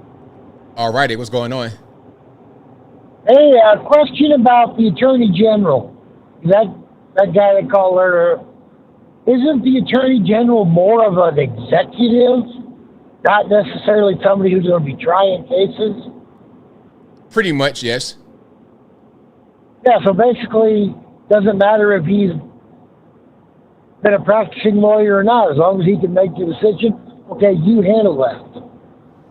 Right, that makes sense. Yeah. And you're totally right about the food. That guy was way off he was out in the back 40 on the other side of the hill. Right, exactly. All right, man. I'm just about home in Cattle Country, Colorado, so have a good one. Thank you for the call. Appreciate it. Yeah. All right. I'll take one more. Who am I speaking to? You're on line 267. Hello, ABL. How's it going tonight? It's all good, man. What's going on? So I want to say this: before the election day, right, when Kamala Harris was campaigning, so I was thinking to myself, I didn't want to get my hopes up. I was like, Kamala Harris might win this election because I don't want to get my hopes up. That's the only reason why I was saying that, because she seems like she has a little bit of enthusiasm, even though she wasn't as popular as Trump. So I'm thinking, okay, maybe Kamala Harris might have a chance. But then, right before the election, when I heard that she took 4 days off, 2 weeks before the election was about to come. I know there was at least one day she took off right in the middle of it. It's like, what are you doing? Why would you do that right now? That's the worst time to take time off. Yeah. So right when I heard about that, I said, yeah, no, she pretty much lost this election. Because when I heard that she took a day or two off, 2 weeks before the election, I said, oh, hell no. I said, nope. Yeah. She's going to lose. I already knew she was going to lose at that point. Because it's like, you're almost at the finish line, you're taking your foot off the gas. But she wasn't going to win anyway, but that was just even worse. Right. Yeah, and honestly, I wouldn't be surprised. I don't even think it kind of seemed like in her mind, she didn't even want to be president. She was doing everything in her power just to lose. Like taking a break 2 weeks before the election, just avoiding interviews. I said, yeah, it don't seem like she wouldn't want to be president. And then right when she lost, she just conceded the election. She just said, here you go, Donald Trump. We'll do whatever we can to help you. I said, oh, wow. Okay, so, yep, there it is. And that was a wrap. Yeah, it was pretty bad. It was pretty bad. And I saw her losing really from the beginning, but that right there, that moment, that was just like, yeah, it's over. It is over. Yeah, and did you hear about what's funny though? Did you hear about I know these two liberal YouTubers, they said right after the election, they lost at least 5,000 subscribers after that election. They said that the paid memberships, they lost all of that. Like over 5,000 people just withdrew from their channel. And they were just like panicking. They were on Piers Morgan, still trying to spread the liberal lie. It's like, dude, you guys literally. I was like, well, these guys just want to die on that hill. Apparently, I said, you guys literally just lost half of your supporters. Right, you lost. So it's like just leave it be, leave it alone. But they can't. Yeah, and it's just like it's a hill they're just choosing to die on at this point, because they just got completely stomped out. I mean, Trump was damn near, when we were done counting, Trump was damn near at 300, and Kamala Harris didn't even hit 240 yet, barely. Mm-hmm. So pretty much you guys just got blown out, and yet they still want to keep on this lie of Trump as a terrorist. I was like, oh, you guys gotta be. I said, and you know what? I was shocked when I heard Cenk Uygur actually say that. I was like, oh. Cenk Uygur, that was my reaction. I said, oh, a Trump hater, Cenk Uygur, he called Trump a Nazi terrorist, but he said, listen, the Democrats, y'all ran a terrible campaign. I said, wow, this is a shocker. I was completely mind blown when I heard Chick Uger actually say that. Yeah, that was pretty crazy. Yeah, because he's like one of them people you never think you would hear that from. The way he badmouths the right and badmouths Trump, you never think you would hear that, and it was just like, whoa! I was kind of just blown back when I heard Chick Uger actually admit. He said, "Democrats, you guys are terrible. You need to try better next time." But thanks for taking my call, ABL. I appreciate this. That's just what I really wanted to say. Thanks for the call, man. Definitely appreciate you. All right, you have a good night, ABL. All right, now, same to you. All righty. I think that'll be right for me tonight. Shout out to you guys for being here. You guys are the best audience anywhere on these interwebs. I'll be back live again on Saturday. Same bat time, same bat place. 8 p.m. Eastern time to right around right now, 11 p.m. Eastern Standard Time. And, of course, this is an audio podcast you're listening to as well. It'll be on your favorite audio streaming platform, whether it be Google Play, Apple iTunes, Spotify, etc. Link for that will be in the description, or just go to your favorite audio streaming platform and search ABL Live. I should pop right on up. But again, thank y'all for joining. You guys are the absolute best. Don't let anybody tell you anything different, because it's not true. It's a lie. You guys are the best. And again, I'll be back live again on Saturday. And I'm here pretty much all throughout the week putting out pre-recorded content. Uncle ABL coming back real soon. Real soon. So look out for that. I got a lot of things I want to talk about. I'm seeing so many different things go on, man. I'm seeing gay dudes give advice to men about women. It's like, man, please stop. I got to give the real uncle advice. I'm at this point, officially, I've been crowned as an uncle. My 40th birthday, they said, okay, I now knight you an uncle. So that's what I am. Uncle ABL, the other channel I have on YouTube, coming back real soon. And of course, y'all, please follow me on Rumble, where you can have this same YouTube content on Rumble. So if you must watch it there, you're not really a YouTube fan or whatever it is, Rumble is where it's at. Shout out to my man that called me from Rumble. Before I got that phone call, I was like, you know what? I'm not really a Rumble fan, but he sold it to me very well and makes a lot of sense. So I'm going to rock with him and see how that whole thing turns out. So again, we got audio streaming podcast. We got Rumble. Uncle ABL coming back real soon. And of course, I'm here all the time putting out content and going live Wednesday, Saturday, 8 p.m. to 11 p.m. Eastern Standard Time. But that'll be a wrap for me. Thank you guys for being here yet again. Shout out to everybody for watching, retweeting, super chatting, whatever you're doing. Thank you. I could not do the show without you. Thank you to the mods for keeping the trolls in check. I really, really appreciate that. But I got some more super chats. Then I wrap it on up and put the bow clean on top. There was one super chat that I missed, I think. Somebody asked about black women. I don't know where that went. It didn't even show up. But yeah, let's not be racist, whoever said that. If you got a problem with black women, I don't know what the problem is. Like, you got to be specific to whoever sent me that super chat. Me personally, I don't have problems with black women that I speak with. Black women that I know, they're all great to me. I don't do with nobody that like to fight for a living, whether they be black, white, Puerto Rican, and candy stripe. So that'll be my advice. If you got a problem with black women, then your mentality should be to not deal with anyone that is combative, regardless of what color they are. And again, I'm responding to a super chat that I saw earlier. I don't know if it got deleted or what happened, but I don't see it in the list that I have here. But I did see it earlier, so I just wanted to acknowledge that. All right. Now, more super chats aside from that one. Thank you to Salty C for being an ABO supporter. Thank you to EMH, who says, I don't support gay marriage. Why are you gay? Why are you gay? What is this here? What is this gay nonsense you're talking about? Idiot. Okay. I know that's they're in Uganda with the why are you gay? I'm doing a Nigerian. All I know is a Nigerian. I don't got the Uganda one down. So shout out to East Africa, Central Africa, Uganda, Rwanda, all of that. Thank you to Warte, who says, why do people continue to say we don't see the result of the former president until the next president is in office? I don't know. I do not know. It's kind of ridiculous because there's policies right now that impact Americans that the main thing, the migrants. When Trump was in office, he had executive orders and things that keep the migrants over there. When Biden comes in, let's tear all that up. We're not gonna build the wall no more, and just come on in. Come on in.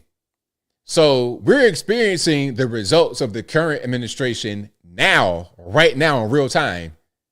We experienced that almost immediately, right away.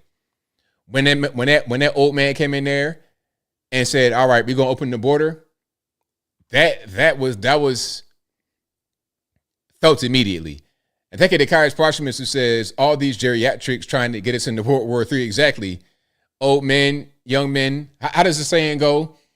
Old men sign young men up for war. Y'all know how the saying go. But that's pretty much all I got. Thank y'all again for being here. You guys are the best. But I'll be back again streaming on Saturday. But throughout the week, I'm here putting out pre-recorded content. And please look out for Uncle ABL. I'm coming back. I promise I am. It might be a couple more days, a few more days, but I'm going to do it. That's a wrap for me. Until next time, y'all be safe.